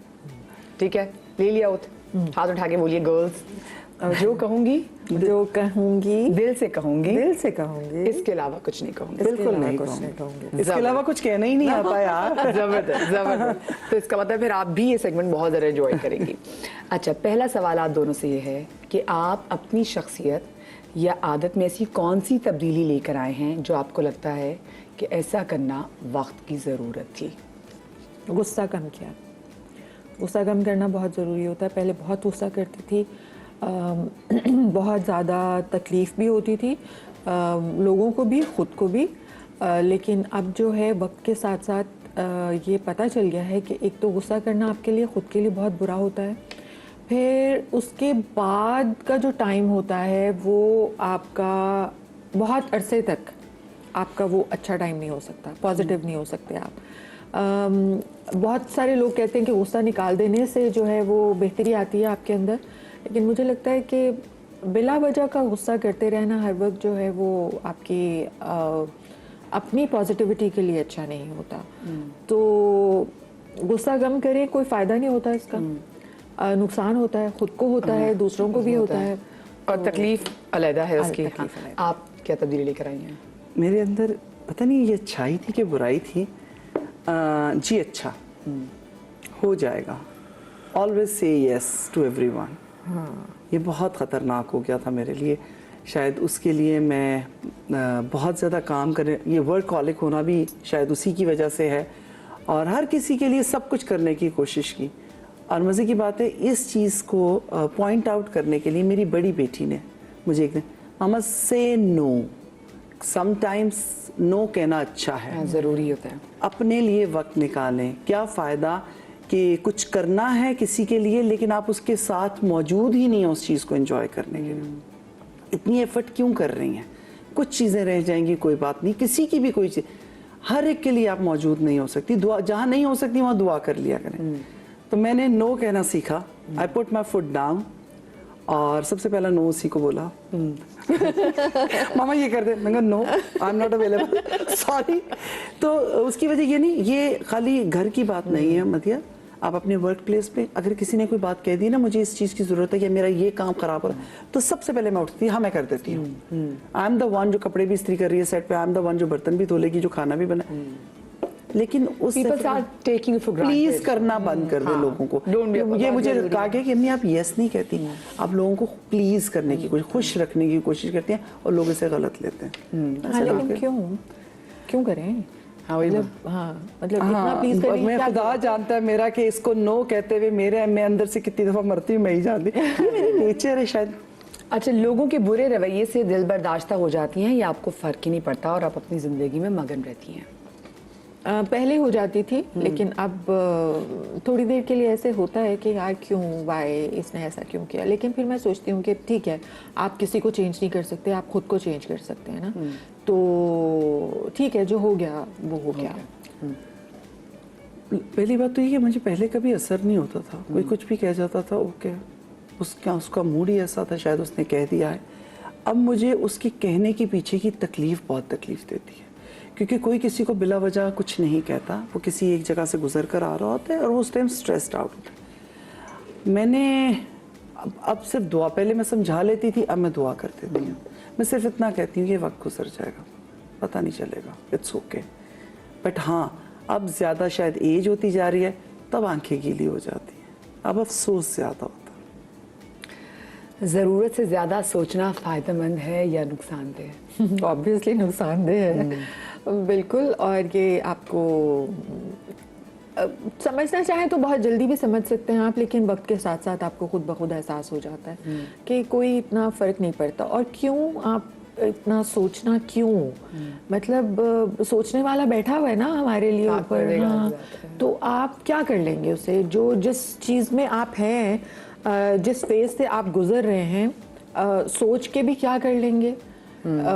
और अगर आप उसको थोड़ा सा टैकल करके थोड़ा सा आप उसको लेके चलते हैं वक्त के साथ, तो गुजर ही जाता है। आप बताएं। मेरा तो बड़ा अच्छा फॉर्मूला है, अगर आप फिक्र कर रहे हैं या आप ओवर थिंकिंग कर रहे हैं तो मैं हंस के यूँ कहती हूँ, हाँ चादर बिछाते हैं, सब मिलके सोचते हैं शायद हम कहीं पहुंच ही जाएंगे अगर इससे कोई फायदा होता है तो, और अगर नहीं होता तो खून जलाने की क्या जरूरत है। वो कौन से लोग हैं जिनकी आपसे बिल्कुल नहीं बनती, और वो कौन से लोग हैं जिनसे आपकी बहुत बनती है? मुनाफिक लोगों से बिल्कुल नहीं बनती, पता चल जाता है।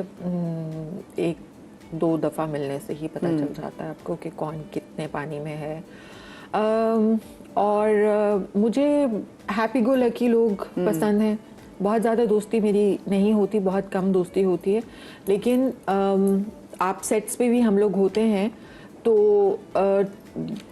मुझे ये होता है कि बस जो टाइम है हमारा ये अच्छा गुजरना चाहिए, हंस खेल के गुजरना चाहिए, एक दूसरे को क्रिटिसाइज़ करके, एक दूसरे की चीज़ों को नोट करके, और सब ये सब बुलशिट जो है वो नहीं होनी चाहिए सेट के ऊपर। सो बी पॉजिटिव। आप बताएं। मेरी हर तरह के लोगों से बनती है। उन्हें लगता है कि मैं ही उनकी दोस्त हूँ, और बाकी ये है कि नेगेटिव वाइब्स जो है ना वो मुझे बहुत इरिटेट करती हैं, वो मुझे बर्दाश्त करनी पड़ती हैं उस वक्त, क्योंकि उनके साथ बैठना, एक हर एक की सोच है, एक तालीम है, मेरी जो एजुकेशन है साइकोलॉजी की, वहाँ से हटना मेरे लिए बड़ा मुश्किल हो जाता है।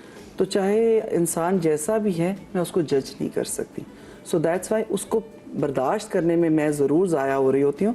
बट हाँ, बनती और ज़्यादा बनती जिनके साथ है, या जिनसे कहूँ कि जिनसे मैं अपने दिल की बात कहती हूँ, वो बच्चे हैं, वो लोग हैं जो बहुत पॉजिटिव हैं, जो ज़िंदगी को समझते हैं। जजमेंटल लोगों से मेरी नहीं बन सकती। सही। क्या रिटायरमेंट प्लान बनाना चाहिए या ज़िंदगी बगैर प्लान के ही अच्छी गुजरती है? नहीं, प्लानिंग तो बिल्कुल होनी चाहिए, लेकिन ज़रूरी नहीं है कि आपने जो प्लान किया हुआ है वो हो भी जाए। ऐसा ज़रूरी नहीं है, जो प्लान उसने किया हुआ है हमारे लिए वो ज़्यादा बेहतर है। तो थोड़ा बहुत बीइंग अ ह्यूमन आप सोचते हैं कि इस तरह हो जाएगा, लेकिन एक वो रखना कि नहीं यही करना है और यही होगा, वो पॉसिबल नहीं है। अच्छा बताइए। मेरा आज तक कोई प्लान नहीं चला। मैंने बड़े प्लान्स बनाए, बहुत बनाती थी, बट मैंने नोटिस किया, बहुत लेट सीखा शायद, बट अपनी स्ट्रगल में सीखा कि हर चीज़ की प्लानिंग कर लेती हूँ। एक चाय का कप तैयार हो जाता है और सामने पड़ा होता है, मैं पी नहीं पाती, मुझ तक क्यों नहीं पहुँचता, मैं इसका सिप भी नहीं ले पाती। देन आई रियलाइज कि कुछ लोग अल्लाह ने ऐसे रखे हैं शायद कि उन्हें प्लानिंग की नहीं करनी चाहिए। और शायद ये प्लानिंग जो मैंने छोड़ी है, प्लानिंग इट नॉट मीन्स कि मैं अपना बिल्कुल ही बैंक अकाउंट ज़ीरो कर दूँ, मैं बिल्कुल छत के बगैर बाहर रोड पे खड़ा, no, it's this is not planning. Planning means कि जो कल का वक्त आने वाला है उसमें मैं अपने लिए क्या करूँ, मैं अपने लिए कुछ नहीं करूँगी क्योंकि मेरा तवक्कल ख़राब हो जाता है। ओके। अच्छे लाइफ पार्टनर की क्या खूबियाँ होती हैं? अच्छे लाइफ पार्टनर की क्या खूबियाँ होती हैं? अंडरस्टैंडिंग, आपको एक स्पेस देना, आपकी रिस्पेक्ट करना, आपकी बात को सुनना, बात करना, ये सब चीज़ें, वफादारी, मोहब्बत, प्यार से बात करना। मतलब मुश्किल वक्त होते हैं कपल्स के लाइफ में, लेकिन उसको आप अगर बैठ के आराम से सुकून से थोड़ा सा हैंडल करने की कोशिश करें तो गुजर जाते हैं। उसका इंसान होना, ह्यूमन होना बहुत ज़रूरी है, और अगर वो इंसान है तो उसमें इतनी एम्पैथी होगी कि वो दूसरे का एहसास करेगा, और मुश्किल वक्त हो या कुछ भी हो, एक दूसरे पे यकीन होना बहुत ज़रूरी है। सिर्फ इतना एहसास दिलाएं कि हाँ हम मौजूद हैं एक दूसरे के लिए। That's it। जिंदगी का कोई ऐसा फैसला जो आपको लगता है कि नहीं लेना चाहिए था? हाँ, बहुत सारे फैसले होते हैं ज़िंदगी में ऐसे जो आप सोचते हैं कि नहीं करने चाहिए थे, लेकिन मेरा ख्याल में मैं ये समझती हूँ कि अल्लाह की तरफ से हर चीज़ होती है और हमें इस चीज़ के ऊपर यकीन रखना चाहिए। और जो लोग आपकी ज़िंदगी में आते हैं वो आपको कुछ सिखाने के लिए आते हैं और आप उनसे सीखते हैं या नहीं सीखते हैं ये आपके ऊपर डिपेंड करता है। लेकिन कोई भी चीज़, कोई भी कनेक्शन आपका ज़िंदगी में बिला वजह नहीं होता। आप बताइए कोई फैसला ऐसा जो आपको लगता है कि आपको नहीं लेना चाहिए था?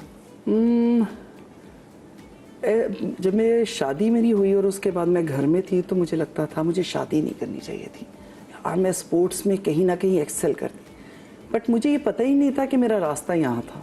आपकी डेस्टिनी कुछ और अल्लाह ने बनाई हुई है और ये सोचती रही। बट हाँ, जब मैंने मॉर्निंग शो स्टार्ट किया मैं उस वक्त बहुत अच्छा काम, लाइक मेरा इवेंट चल रहा था, मेरे कपड़ों का काम चल रहा था, मैं किचन वॉज रनिंग, तो मैंने वो जो 4-5 साल अपना काम थोड़ा कम किया और फिर शुरू के 2 साल काम किया, फिर 2 साल नहीं हिम्मत हो पाती थी, 2 कामों को छोड़ दिया। मार्केट में नाम बनते बनते बड़ी देर लगती है, तो मैं उस काम को, उस क्रिएटिव वर्क को बहुत मिस करती हूँ। अदरवाइज जो चीज़ हमें अभी लग रही होती है कि हमें शायद ये नहीं करनी चाहिए थी, बाद में हमें पता चलता है कि वही एक्चुअली रास्ता था, यहाँ से गुजरना था तो कहीं पहुँचना था। बिल्कुल। क्या एक ही शख्स से 2 बार धोखा खाया जा सकता है? बिल्कुल। आप बेवकूफ़ होते हैं, ट्रस्ट करते हैं और फिर दोबारा ट्रस्ट कर लेते हैं तो बिल्कुल खाया जा सकता है। लेकिन अगर आप में थोड़ी सी अकल हो तो फिर आप बाज रहते हैं।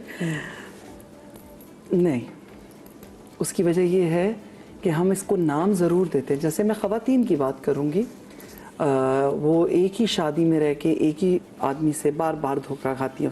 नहीं भाई, वो नहीं खा रही है, अब तुम धोखा खा रहे हो। वो पहले धोखे पे समझ गई थी ये मुझे धोखा देता है और अब वो तुम्हें धोखा दे रही है, हम सिर्फ मुस्कुरा के ओके करते रहो। कब तक, कब तक?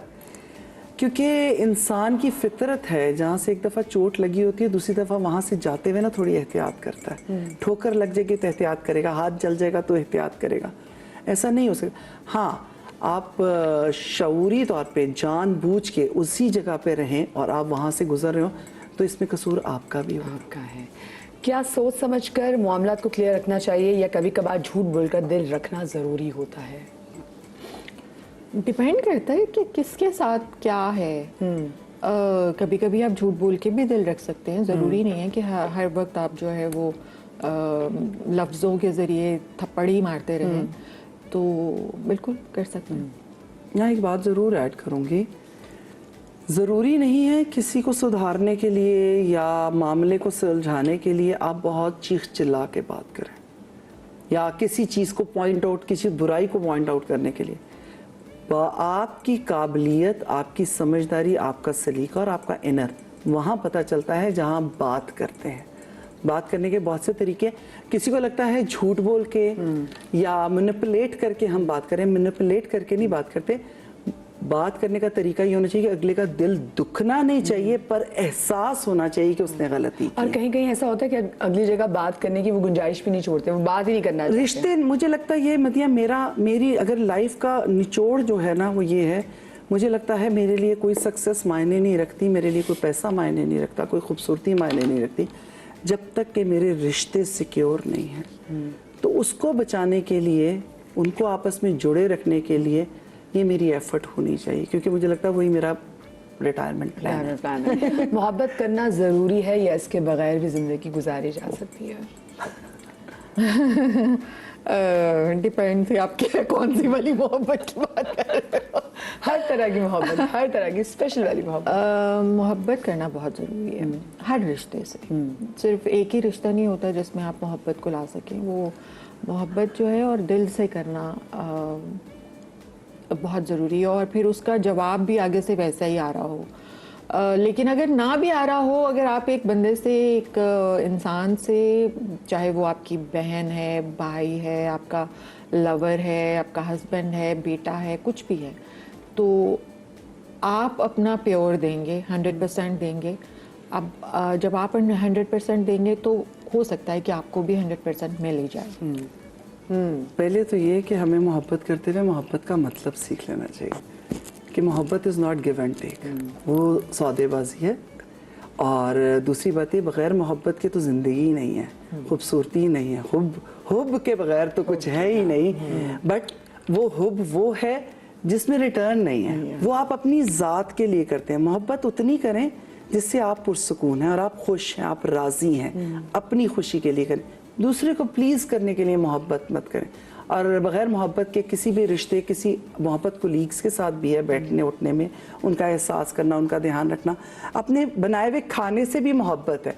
तो मेरे रब ने जो बनाई हैं चीज़ें वो तो हैं, और हुब के बगैर अल्लाह ने इंसान को पैदा ही नहीं किया, तो कैसे हो सकता है हम ना करें। सही शक। जब आप किसी से पहली बार मिलती हैं तो सबसे पहले उसमें क्या बात नोट करती हैं? ये बहुत मुश्किल सवाल है। देखिए, आपको वाइब्स तो आ जाती है ना, तो एक इंसान का पॉजिटिव होना बहुत ज़रूरी होता है और नेगेटिव वाइब्स आप फ़ौरन कैच कर लेते हैं। जब आप नेगेटिव वाइब्स को कैच करते हैं तो फिर आप थोड़ा सा डिस्टेंस अपना ज़रूर रखना चाहिए आपको। लेकिन अगर वो बंदा पॉजिटिव है, पर्सनालिटी के अलावा सबसे पहले जो वाइब्स होती हैं वो मुझे देखती हूँ मैं। आप बताइए, सबसे पहले क्या नोट करती हैं? अगर मैं जैसे एंटर हुई हूँ, यहाँ मदिया बैठी हैं, तो उसके बैठने के स्टाइल को, उसकी लुक को, उसके कॉन्फिडेंस को मैं दूर से ही देखूंगी, क्योंकि मुझे उससे पता है कि अब ये क्या कहेंगी और क्या नहीं। जो कहेगी ये सच कहेगी, आंखें बोलती हैं। तो मेरे लिए आंखों का और लफ्जों का मिलना बहुत जरूरी है। हाँ, बड़ी गहरी बात ये से वाकया है।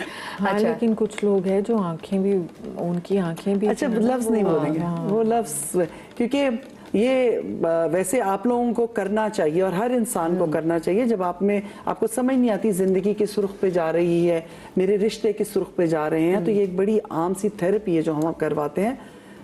अपने होने की वजह सोचिए कि आप क्यों पैदा किए गए हैं, और उसको ढूंढने के लिए सबसे आसान तरीका है मिरर थेरेपी। अपने मिरर में अपनी आंखों के मतलब डायरेक्ट अपनी आंख में देखें कि आपको समझ में आए, आपको अपना आप सारा दिख जाएगा। जिस दिन आपकी खुद से मुलाकात हो जाएगी, आप हर आंख को परख लेंगे। Good one. आपके ख्याल में कोई भी इंसान रेड फ्लैग या ग्रीन फ्लैग कब होता है? आज की वैसे अच्छी बात है कि हम इसके बारे में बात करें, ग्रीन फ्लैग और रेड फ्लैग्स की। वही बात आ जाती है वाइब्स वाली। मेरे ख्याल में अगर वो नेगेटिव है या कोई नेगेटिविटी फैलाने की कोशिश कर रहा है आपके एटमॉस्फेयर में, तो वो रेड फ्लैग है। और अगर वो कोई प्यारा इंसान है, प्यार मोहब्बत से सबको साथ लेके चलने वाला है, तो वो ग्रीन फ्लैग है। आप बताइए।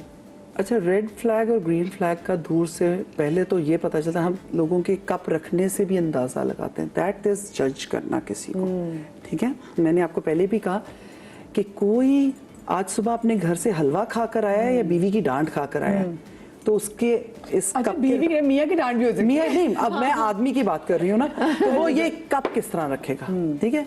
एट द सेम टाइम चीज़ के खातून कैसे आई हैं। हर किसी के ट्रॉमास चल रहे हैं नदिया, हम लोगों को जज करते हैं। इस वक्त जिंदगी बहुत मुश्किल है। हाँ। एक दूसरे को संभालना, रिश्ते को बताना, भाई बहन का रिश्ता, माँ बाप का रिश्ता, बाप बेटी का रिश्ता, नहीं समझ में आ रही कि हम कहाँ जा रहे हैं, थैंक्स टू हमारा सोशल मीडिया। लेकिन मैं एक बात जरूर कहूँगी, ग्रीन और रेड फ्लैग्स देखे नहीं जा रहे होते उस वक्त पहले आपको अपना आप भी जज करना है, आप किस मूड में हैं। अगर आप बुरे मूड से हैं तो आपको सब बुरे मिलेंगे, आप अच्छे मूड से आए हैं तो आपको सारे अच्छे मिल रहे हैं। बट जहाँ पर अब्यूसिव लैंग्वेज, ठीक है, लोगों का किसी एम्प्लॉय के साथ बदतमीजी करना, रूडनेस, हंसी मजाक में किसी का मजाक उड़ाना, एक होता है मजाक दिल चीर करना, एक होता है मजाक उड़ाना हाँ। कि बहुत हल्का सा फर्क है, वहां आप रुक जाएं। लेकिन यह है कि अब उसके बाद आपका रेड फ्लैग ये शुरू होता है, ऐसे इंसान को छोड़ देना चाहिए माशरे के अंदर, या आप अपने अखलाक से, जैसे हम इकट्ठे बैठे, रिश्ता मत जोड़िए, बट हाँ बताइए ज़रूर कि क्या है, क्योंकि आप हमारे दीन में भी हैं, आप अपने इखलाक से लोगों को तब्दील करेंगे। तो जब वहाँ तब्दील कर सकते हैं तो यहाँ एटलीस्ट बता ज़रूर सकते हैं आपको हेल्प की ज़रूरत है। वो कौन है जो आपके साथ नहीं है लेकिन खुशी हो या फिर दिल उदास हो आपको सबसे पहले उसका ख्याल आता है? मेरे लिए तो मेरी एक कज़न जो मेरी बचपन की दोस्त भी थी, वो अब इस दुनिया में नहीं है, लेकिन अल्लाह गनी की रहमत करे। हाँ आमीन। लेकिन वो मुझे आज भी हर चीज़ में याद आती है, और हर खुशी हो, कोई बात करनी हो, कोई दिल के अंदर कोई चीज़ हो जो शेयर करना चाह रही हूँ, और कोई बंदा ना मिल रहा हो जिससे, कोई फ्रेंड ना हो जिससे आप शेयर करना चाहते हैं, तो मुझे वो याद आती है कि काश वो होती तो मैं उसे कॉल उनकी करके। डेथ कैसे हुई थी? कुछ ऐसा वो नहीं था, बस रात को सोते हुए और फिर सुबह उठी नहीं। तो वो तो बहुत सडन डेथ है, वो तो बहुत ट्रॉमा पे है। और मतलब शी वॉज यंग, 40s थी। तो बस इस वजह से फिर बहुत ज़्यादा दोस्तियाँ, मेरे जैसा इंसान बहुत ज़्यादा दोस्तियाँ नहीं बना सकता, तो जो थे वो चले गए और वही याद आते हैं। आपके लिए वो कौन है? सही बात है, माँ बाप। My father was my best friend, और मेरी ज़िंदगी की स्ट्रगल मेरे माँ बाप के साथ, एंड उनके होते हुए भी और उनके जाने के बाद भी। खैर वो तो जो याद आते हैं कि माँ बाप की जगह कोई नहीं ले सकता। माई सिस्टर, मेरी बहन, क्योंकि वो यूएस रही और अभी लास्ट ईयर वो आफ्टर 22 ईयर्स के बाद उसने पाकिस्तान में कदम रखा।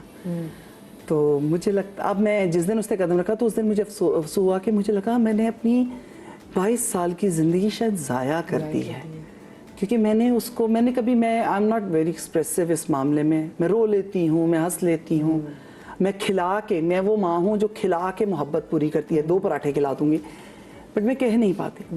बट हाँ, आयशा को मैंने अपनी ज़िंदगी के हर पल में, अपनी हर सांस में मिस किया था। और अल्लाह, जहाँ प्लानिंग्स की भी हमने बात की थी, ये हमारा प्लान नहीं था, लेकिन अल्लाह ने उसको इतनी मोहलत दे दी कि वो आई है और अब फिर आ रही है इंशाल्लाह। बट ये है कि उसका होना और उस खौफ में रहना। यार मदिया, मैं आयशा की 50th बर्थडे थी, 2 साल बड़ी है मुझसे। उस दिन मैं बहुत रोई। एक मैं वहाँ नहीं थी यूएस में और वो वहाँ थी, और मैं उठते बैठते ना हर बात पे रो पड़ती थी, हर बात पे रो रही थी। तो मेरे बच्चों को समझ में आ गई कि अम्मी को कोई डर लग गया। मैं कहा या अल्लाह, ये नहीं हो सकता, मतलब वो 50 की हो गई है, अगर निकल गई तो फिर मैं क्या करूँगी। तो और वो मुझे कहती है, सलमा अब तेरे पास टाइम तो बहुत थोड़ा रह गया, लेकिन हम दोनों एक दूसरे की स्ट्रेंथ है। मेरी ज़िंदगी का बहुत बहुत बहुत क्लोज रिश्ता, मेरी दोस्त, मेरी बहन, मेरी माँ, मेरा बाप, वो मेरी बहन है। और अब मेरे साथ जो मेरा भाई है, वही एक उसका लालच है कि उसके लिए वो बार बार आएगी। मुझे जनाब एक छोटी सी ब्रेक लेनी है, ब्रेक के बाद वापस आते हैं, कहीं मत जाइए।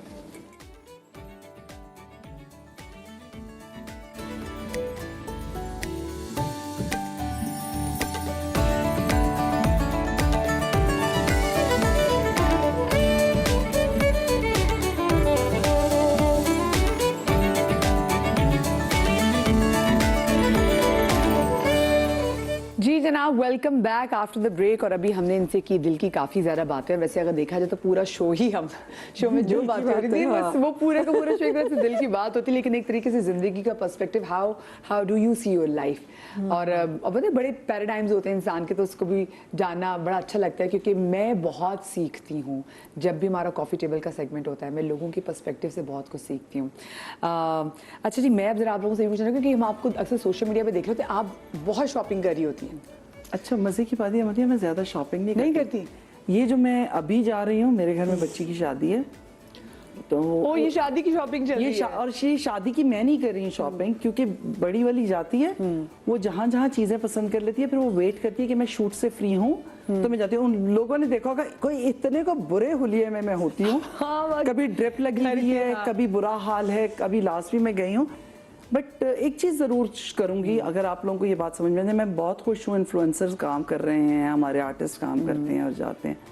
यार मैंने अभी अपनी वीडियो में कहा, इन बच्चों के साथ मैंने बहुत काम किया। मैंने अपनी स्ट्रगल लाइफ के अंदर इन लड़कों के साथ, चाहे वो आशियाना के हैं, चाहे वो कहीं के हैं, कुर्तबा के हैं, मैंने बहुत काम किया और तब इन्होंने मेरा बहुत साथ दिया।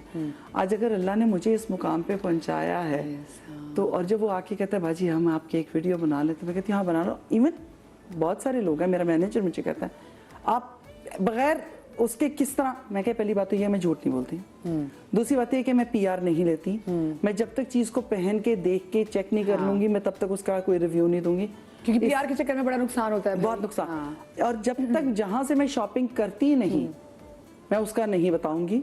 तो ये बच्चे वो हैं जिनसे साल हा साल मैंने शॉपिंग की और वो जब वो वीडियो बना लेते हैं ना फिर वो इतने खुश होते हैं, फिर कोई मिलियन पे। मुझे एक बात तो बताएं सारे व्यूवर से, मेरा एक सवाल है, मैं कोई वीडियो बना के डालती हूँ हाँ अपने किसी का, वो तो मिलियन पे नहीं जाती। इधर मैंने कोई कपड़े की वीडियो बनाई, बुरे हाल, वो कहते हैं ना मतलब मजनू लग रही होती है, और उसमें आप लोग 3 मिलियन यार। वाह जबरदस्त। लोग इसका मतलब है लोग आपको वैसे ही देखना चाहते हैं, लोग आप कहते हैं नहीं हमने नहीं थे हमने तो मैं तो मेकअप भी नहीं करती अपने ड्रॉप। अच्छा तो आपको जरूरत क्या है मेकअप करने नहीं, की? मैं नहीं करती। सवाल जी, डिस्काउंट सूरत मिलता है। हसीन। ये बताएं जब आप लोग जाती शॉपिंग करने के लिए तो आपको डिस्काउंट वगैरह मिलता है? हाँ बिल्कुल मिलता है। हाँ। आपको मिलता है डिस्काउंट? हाँ मिलता है, लेकिन ये है कि मैं एक ही वो जैसे हम अपना भाव बनाते हैं मैं उतना ही डिस्काउंट लेती हूँ, उससे ज़्यादा मुझे शर्म सी आती है। मुझे बताएं आप, क्योंकि खवातीन ऐसा हो ही नहीं सकता, लड़कियां जो है खवातीन, सॉरी मेरे मुंह से गलती होगी, लड़कियां शॉपिंग ना करें, आप सबसे ज़्यादा किन चीज़ों में अपने पैसे इन्वेस्ट करती हैं शॉपिंग में? करती थी, अब मैं कोशिश करती हूँ कि ना करूँ। ड्रेसेस में, ड्रेसेस, शूज़,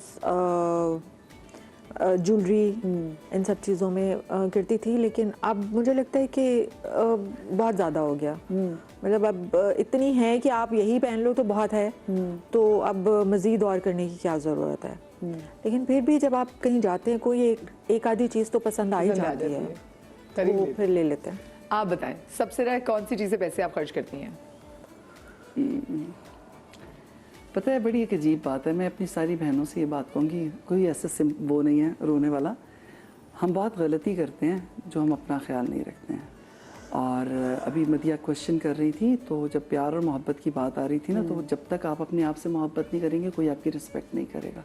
आपको अपना ख्याल रखना चाहिए। मेरी लाइफ कुछ इस तरह की थी, मेरे पास इतना टाइम नहीं था, मेरी स्ट्रगल बड़ी सख्त थी कि आई रिमेंबर मैं 3 तलवार पे खड़ी हूँ और मैंने नाक बनवाया और मैं बड़ा सोचती रही कि मैं ये सोने की एक कीली लूँ। उस टाइम वो 2000 रुपये की थी। तो मेरे साथ जो थी उन्होंने कहा ले लो, मैं दे देती हूँ पैसे। मैं कहा मेरे पर्स में है, बट मैं उसी कश्मकश में रहती थी ये 2000 बच्चों के यूज़ में आ जाएंगे, और मैं नहीं ली। और ये बात मेरी बेटी को बड़ा रिग्रेट करती है। मैंने कभी शॉपिंग नहीं की। मैंने बहुत शॉपिंग की है अपने क्लाइंट्स के लिए, मैंने बहुत शॉपिंग की है अपने बच्चों के लिए, अपनी बहन के लिए, बाहर सामान भिजवाने के लिए, लोगों के इवेंट्स के लिए। मतलब मुझसे अच्छा बार्गेन कोई नहीं कर सकता, मैं बोल सकती हूँ दावे के साथ। बट मैंने अपने लिए कभी कुछ नहीं खरीदा था। फ्रेंड का आ गया, उसने कर दिया, इसने ले दिया, बहन के कपड़े आ गए तो मैंने गुजार दिए। क्योंकि जब आपकी स्ट्रगल होती है और आप लेबर कर रहे होते हैं ना, तो आपको किसी चीज़ की ज़रूरत नहीं होती, तैयार होना आपके लिए मायने नहीं रखता। अब आके जब बच्चे बड़े हो गए हैं, बेटी की शादी हो गई है, अब उसको हर वक्त रहता है वो 6 जोड़े लेकर आएगी, तैयार हो जाए। तो this is the first time मेरी लाइफ के अंदर कि मेरी वार्डरोब ऐसे सजी है कि मेरी छोटी बेटी कह रही है मैडम आपकी शादी कब है? तो मैं हंस रही थी। आज सुबह भी ये मैंने नया जोड़ा जब निकाला ना, तो मैं 2 दफ़ा मैंने यूँ करके सोचा, मैं कहा अच्छा चल सलमा खुद भी पहन। तो कहने का मतलब ये है कि ये मेरी ये रही है। मुझे बताइए जो इतनी स्ट्रगल, जो कॉम्प्रोमाइज़ जो खातून करती हैं अपने घर के लिए, अपने बच्चों के लिए, ये फ़ायदेमंद उसके लिए साबित होती है? हम मुतमईन रहते हैं, मैंने अपना कर दिया, अगला समझे या ना समझे। ये बात ज़रूर कहूँगी, हम जिन ट्रॉमा से अपनी औलाद को बचाना चाहते हैं ना, शायद कभी कभी हम उसी ट्रॉमा का हिस्सा बन चुके होते हैं। हम जो स्ट्रगल कर रहे होते हैं वो स्ट्रगल हमें पता ही नहीं है, वो छोटे छोटे नन्हे नन्हे दिल उनको कैसे देख रहे होते हैं। आज जब महानूर नानी की बात करती हैं, आज जब मेरा कभी 3 दिन पहले एक टक्कर लगी, एक्सीडेंट हुआ और जो डर गए, आज जब मैं लेटती हूँ और आके मेरा बेटा पैर दबाता है, तो वो पैर दबाने में मुझे खिदमत कम और अफसोस ज़्यादा नज़र आ रहा होता है कि यार क्यों इतनी स्ट्रगल की आपने, क्यों आप अकेली थी तो आपने ये सब कुछ किया। और फिर मैंने देखा, फिर मानू ने मुझे ये कहा भी, मामा आपको नहीं पता ये मेरा ट्रॉमा है कि मेरी माँ ने खुद को नहीं देखा और हमें देखा है। अच्छा, ये बड़ी ब्लेसिंग होती है कि अगर बच्चे आपके realize बच्चे कर रहे ये हो। रियलाइज कर लें, माशाल्लाह माशाल्लाह, अल्लाह मियाँ आपके बच्चों को हमेशा ऐसे ही रखे। सब बच्चों को अल्लाह पाक ये तौफीक दे कि वो अपने माँ बाप की स्ट्रगल को रियलाइज कर सकें और उनको उस तरह से फिर ट्रीट कर सकें। हाँ, तो ये बहुत बड़ी ब्लेसिंग होती है और ज़रूरी नहीं होता कि हर औलाद ऐसी हो। तो अल्लाह ताला का बहुत शुक्र अदा करना चाहिए जब आपके बच्चे इस तरह से आपका। मैं कल अपनी एक फ्रेंड से बात कर रही थी तो उसने मुझे कहा कि आजकल के बच्चे ऐसे, अगर आप उनको बोलें कि मैंने तुम्हारे लिए ये सेक्रीफाइसेस किया और मैंने तुम्हारे लिए अपनी इस टॉक्सिक शादी में भी रही, तो बच्चे कहेंगे कि हमने तो आपसे नहीं कहा था। हाँ, क्योंकि बच्चे आज अब वो कहते हैं कि हमने तो आपसे नहीं कहा था कि आप हमारे लिए इतना करें, हमने तो आपको नहीं कहा था। अच्छा, बट ऑन द कॉन्ट्रेरी मुझे लगता है कि आजकल के बच्चे बहुत समझदार हैं, बहुत अच्छा मटेरियलिस्टिक भी हैं, समझदार भी हैं। वो हर चीज़ को बहुत जल्दी अपनी एज से ज़्यादा चीज़ों को अंडरस्टैंड कर रहे हैं, अपनी एज से ज़्यादा बड़े हैं, मैच्योर हैं। आई थिंक बहुत जल्दी इनमें मूव ऑन करने की कैपेसिटी भी है, बहुत जल्दी मूव ऑन कर जाते हैं। लेकिन वो अब आगे जाके उनके लिए क्या प्रॉब्लम्स क्रिएट होंगी, गॉड फॉरबिड ना हो, अल्लाह ना करे। लेकिन ये चीज़ें जो हैं वो आपको अगली जिंदगी में जाके पता चलती है, इतनी जल्दी आपको लगता है कि जो माँ अपने बच्चों के लिए, एक औरत, एक जो होम मेकर होती है, जो अपने घर के लिए इतनी स्ट्रगल करती है, तो वो आगे जाके इस दुनिया में अगर देखा जाए तो फिर उसको क्या कामयाब तस्वुर किया जाता है? कामयाबी यही होती है जो अभी इन्होंने बताई कि अगर आपके बच्चे उस चीज़ को रियलाइज कर लेते हैं तो वो आपकी कामयाबी अगर वो है। ग्रेटफुल हैं तो। अगर वो ग्रेटफुल हैं और वो आपके भी ग्रेटफुल हैं और अल्लाह के भी कि आप अल्लाह ने ऐसी माँ दी या ऐसा बाप दिया। लेकिन अगर वो अनग्रेटफुल हैं तो फिर आपकी कामयाबी का कोई फायदा नहीं है। सही। अच्छा, वैसे मुझे लेकिन बताएं, आपको इनर सेटिस्फेक्शन जरूर होती है। आज के दौर में आपको क्या लगता है कि बेटियों की तरबियत करना ज़्यादा आसान है या बेटों की तरबियत करना? मुश्किल कहाँ पर आती है? हम बेटों को बहुत लीवे दे देते हैं।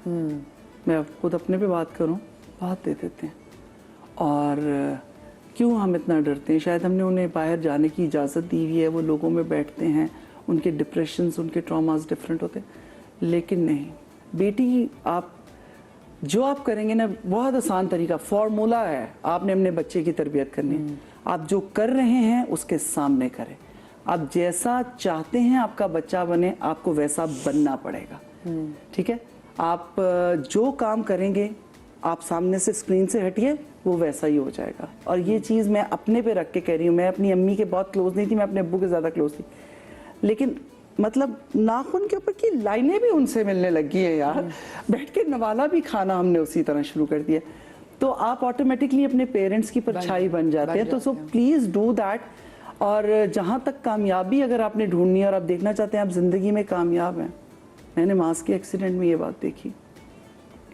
मुझे लगा मैं कामयाब हो गई कि मेरे बच्चे, एक, उन्हें पता है कि उनका कोर कहाँ है, उनका रब कौन है, वो उससे जुड़े हुए, मेरी बेटियाँ।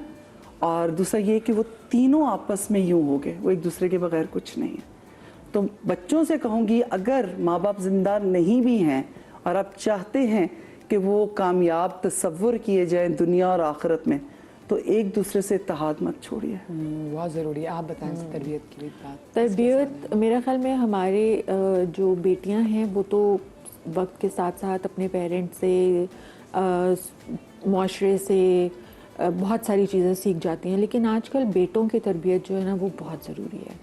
और बेटों की तरबियत में घर की चीज़ों के साथ साथ आपको लेडीज़ की रिस्पेक्ट ये सिखाना बहुत ज़रूरी है कि एक औरत की रिस्पेक्ट जो है वो कितनी इम्पॉर्टेंट है, एक लड़की की रिस्पेक्ट कितनी इम्पॉर्टेंट है। अगर तुम कोएड में पढ़ते हो और तुम्हारे साथ लड़कियां हैं, उनके साथ दोस्तियां हैं, कहीं लेकर जाते हो, उनकी रिस्पेक्ट कितनी ज़रूरी है।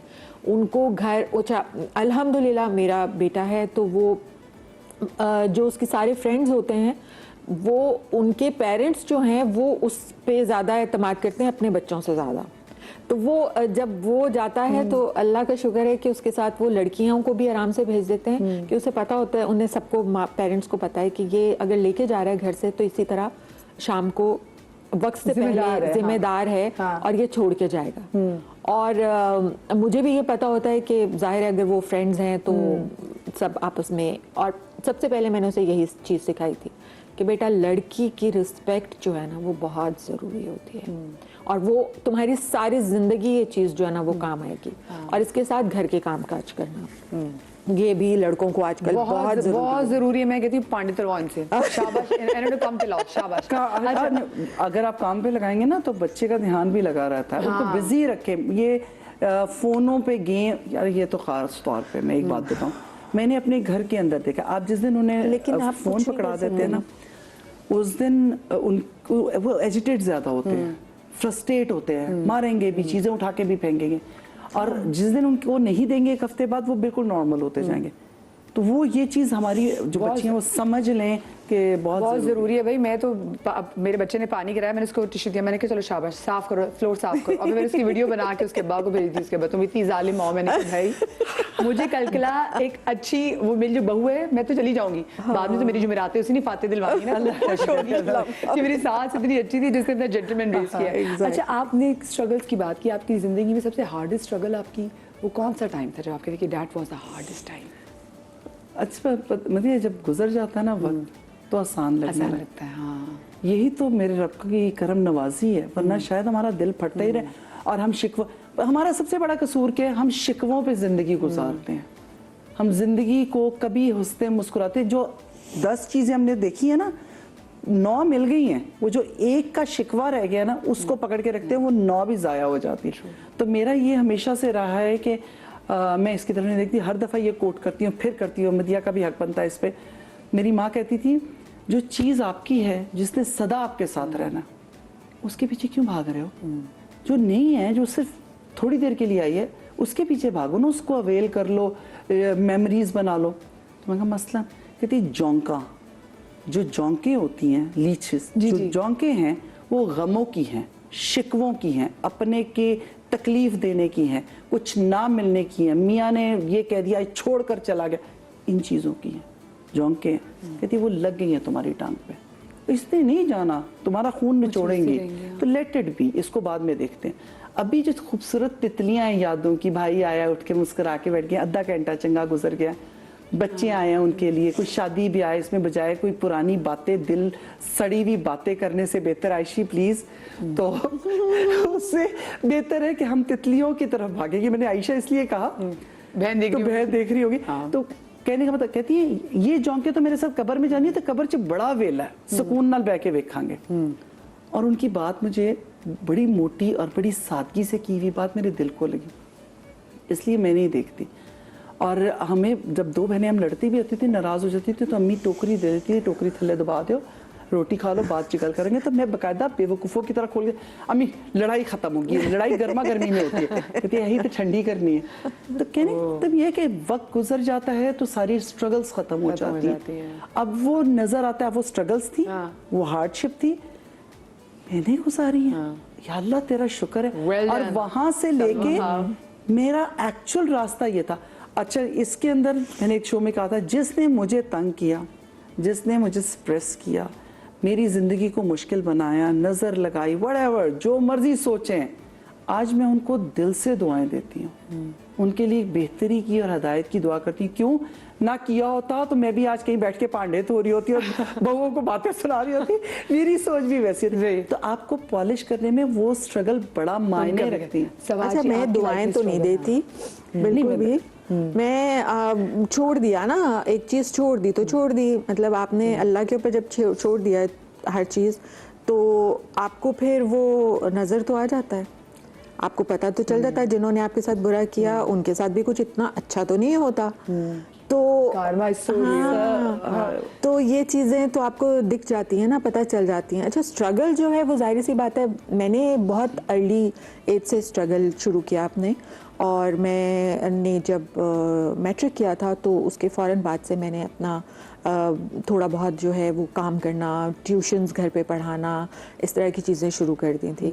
तो स्ट्रगल तो होती है, और अल्हम्दुलिल्लाह मैं कहती हूँ कि शुक्र करना चाहिए इस बात का कि जो लोग आपकी ज़िंदगी में आए, जो स्ट्रगल आपने की, आज हम जहाँ हैं अल्हम्दुलिल्लाह जब पीछे देखते हैं तो बहुत अच्छा फ़ील करते हैं, बहुत सुकून फ़ील करते हैं कि बहुत इज्जत के साथ सारी चीज़ें की और हुई अल्हम्दुलिल्लाह। और इज्जत देने वाली तो रब की ज़ात है। बेशक, कोई कितना बुरा सोच ले, कोई कितना बुरा करना चाहे, नहीं हो सकता। और जो चीज़ आपको मिलनी है वो मिलनी है, उसके पीछे आपके भागने से कुछ नहीं होगा।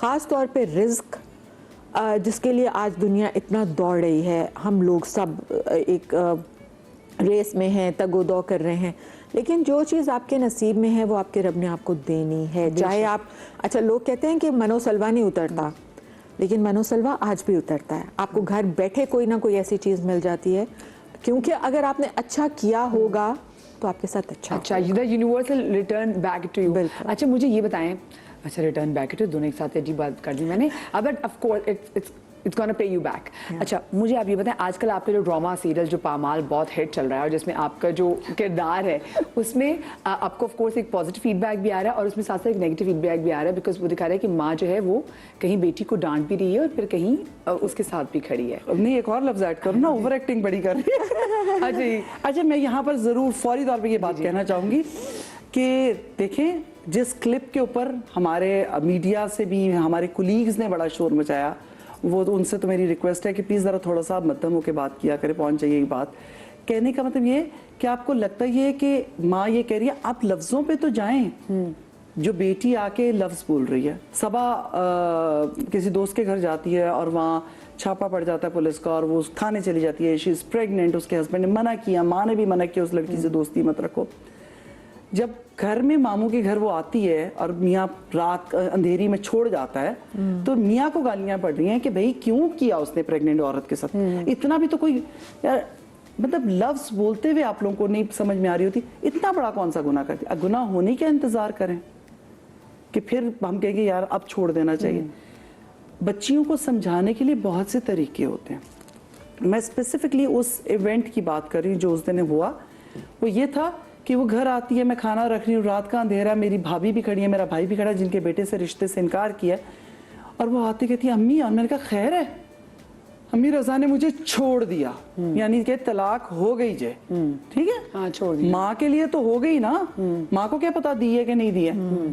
तो पहले माँ ने वो पिटना डाला कि इसी भाई के बेटे के इस रिश्ते की बात कर रही थी जिन्होंने पाला, वहां बैठ के मेरा तूने तमाशा भी बना दिया, दुनिया क्या कहेगी, मैं बेवा औरत, फला फला फला। ऊपर से दूसरी बात उसे क्या की, मैंने कहा हुआ क्या, गलती मेरी थी, क्या गलती थी। वो जो दोस्त है, मैं उसके घर खाना देने के लिए गई थी, वहाँ बड़े उबाश से लोग थे, धुआं चल रहा था, पता नहीं क्या क्या पी रहे थे, डांस पार्टी चल रही थी, और मैं अंदर गई, ऊपर से पुलिस आ गई, पुलिस ने छापा मार दिया। और भाई उसने इतनी डिटेल नहीं बताई, पुलिस ने किस हालत में उसे पकड़ा है, कौन से रंगे हाथों में पकड़ा जो पुलिस लेके चलेगी। माँ का तो ट्रॉमा यही है, और मियाँ को क्या पता चला। हाँ। तो मैंने तो पिटना डाल रहे। हाँ। और हमारी माँ यही करती हैं। हाँ। और मेरा तो दिल फट जाना चाहिए था उस टाइम कि ये मतलब एक तो पुलिस, मियाँ छोड़ गया पहले रात के अंधेरे में प्रेग्नेंट, फिर पुलिस लेके थाने चली गई, मियाँ वहां से छुड़ा के लाया, और हालत क्या थी, किसी नशे के अड्डे से वो बरामद हुई है। तो क्या करती, फ्लावर डालती है उसके ऊपर, इतनी तो एहतियात से चपेड़े लगाई है कि वो प्रेग्नेंट है ये भी सोचा है, और खुद को मारा, खुद को, उसको नहीं मारा। तो मुझे लोगों की बात नहीं समझ में आई। देखिए, मैं छोटी सी एक बात कहूंगी, अगर आप ड्रामे को असली स्टोरी के हिसाब से, अव्वल तो ये रियल स्टोरी के ऊपर बात कर रहे हैं, तो एक बात जरूर याद रखिएगा, माँ से ज्यादा बेहतर अपनी बेटी को कोई नहीं जानता। मुझे पता है मेरी बेटी, जो मैंने लफ्ज कहा, शुरू हो गया तुम्हारा नाशुक्री का रोना, आई नो कि उसका नाशुक्री है चीजों से। छोटे से घर में पली है, मामू ने घर दिया है, सारा कुछ दिया, तुम नाशुक्री थी। लड़का बहुत प्यार करता था, सारा कुछ था, कजन था, पहले नहीं पता चल रहा था, नाशुक्री थी।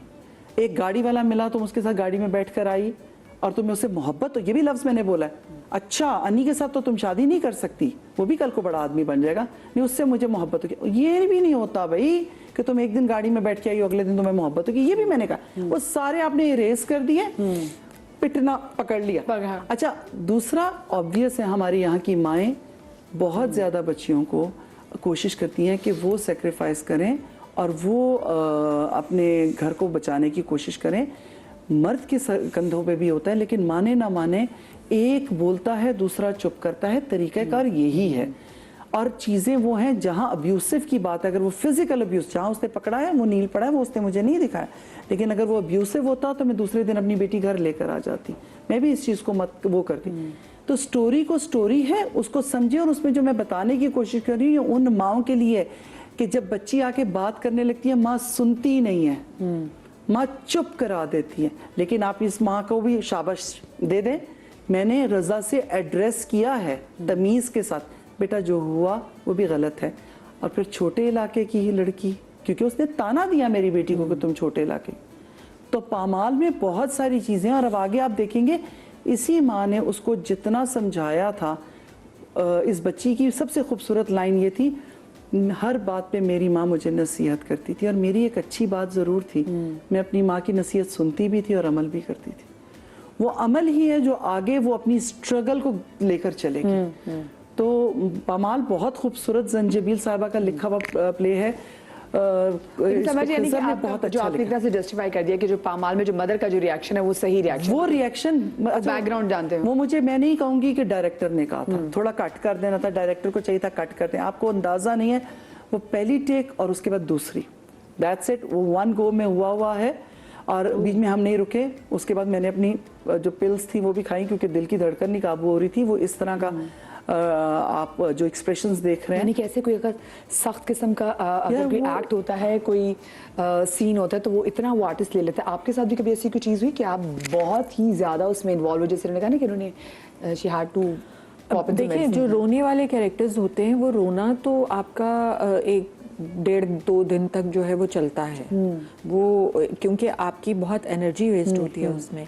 अगर आप धाड़े मार के रो रहे हो, चीखें मार रहे हो, सब कुछ कर रहे हो, तो उसमें आपकी बहुत एनर्जी जाती है, तो वो आपके साथ रहता है कुछ वक्त तक। लेकिन कैरेक्टर्स भी, अगर आप बहुत कोई ऐसे साइकोलॉजिकली अफेक्ट करने वाले कैरेक्टर्स कर रहे हैं, तो वो जाहिर सी बात है आपको 2-3 दिन, हफ्ता, या जब तक आपका वो सीरियल चल रहा होता है वो आपके साथ। तो घर वाले कभी शिकायत करते हैं आपसे? नहीं, नहीं, इस तरह का कुछ नहीं होता। कभी होता है कि वो दोस्त जो हैं वो आपस में कह रहे होते हैं कि यार तुम कैरेक्टर से निकल आओ बाहर, लेकिन वैसे कोशिश करते हैं कि घर में आप ना लेकर आएं। क्योंकि कुछ देखिए ड्रामा जैसे मैंने से पामाल के वाले से ये बात करी थी कि मैंने, क्योंकि मैं मुझे लगता है कि इतनी टेंशन आसपास है, तो I would want to watch something जो फनी है, जिससे मेरा मूड अच्छा हो जाए। तो लेकिन मैंने इनका एक वो सीन था जिसमें वही मैंने डिस्कस किया कि भाई वो दिखाते हैं कि प्रेग्नेंट औरत को देखे इस आदमी ने गाड़ी से उतार दिया। देन उन्होंने मुझे बताया कि वो क्यों था।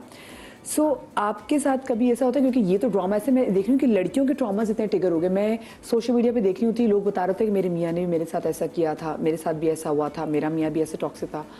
तो कभी ये कि आप भी घर लेके गई हूँ? नहीं, ट्रॉमास जाते हैं। मैंने 2 प्रोजेक्ट्स किए। पहला, जब मुझे रोना नहीं आता था, मैं भी ग्लिसरीन के बारे में सोचती थी कि मैं भी लगाऊंगी, लेकिन जो ग्रे था, वो जो केस था हमारा बड़ा कि लड़की को मार दिया था लड़के ने और उनका आपस में फेयर था, जो भी था, तो वो उस दिन एक्चुअली अगर मैंने कहूँ कि मैंने ड्रामा इंडस्ट्री को एम्ब्रेस उस दिन किया था। वो स्क्रिप्ट मेरे हाथ में था सोहेल जावेद का, और वो मैंने पढ़ने के बाद मैं 3 दिन गाड़ी चलाती थी तो रो पड़ती थी। और जब मैंने फिर उनको जाके सोहेल भाई को कहा, मैं कहा सोहेल भाई मैं ये नहीं कर सकूँगी। कहते क्यों? मैं कहा मैं नहीं माइंड कर सकती कि एक माँ को क्या फीलिंग आई होगी जब उसकी बेटी इस हालत में मिली होगी। मैं कहा मैं ये बता ही नहीं सकती, क्योंकि वो माँ देखेगी, ये कैसे हो सकता है, मैं किस तरह उसकी तकलीफ बताऊँ। तो देन उन्होंने मुझे कहा जो आपको लगता है वो आप बताएं। यही इसमें भी हुआ, पामाल में भी जो मुझे लगता है, मुझे कहा गया खिजर ने कहा अब वो करेंगी जो आपके हिसाब से ठीक है। और जहाँ तक ट्रॉमा घर ले जाने की बात है, मैंने मेरे रांझना किया था 3 महीने 3.5 महीने वो हमने शूट किया, और मेरा फेस स्वेल होना शुरू किया। मैं हर बात पे बात रोती थी और मैं डाउन हो गई थी, हर वक्त लथार्जिक। तो मेरी बेटी मुझे डॉक्टर के पास लेके गई और उन्होंने मुझे एंटी डिप्रेसेंट लिख के दिया। तो मैंने यूँ करके देखा, मैं कहा अच्छा, मानो जाके आप ना बाहर से मेडिसिन लेकर डॉक्टर वो गई। मैं कहा डॉक्टर साहब मैं मेरे रांझना कर रही हूँ, बस और 25 दिन की बात है, मैं ठीक हो जाऊँगी। कहते ओह अच्छा, अगर 25 डेज के बाद आप ठीक ना हुई तो फिर ये पिल्स खा लीजिए।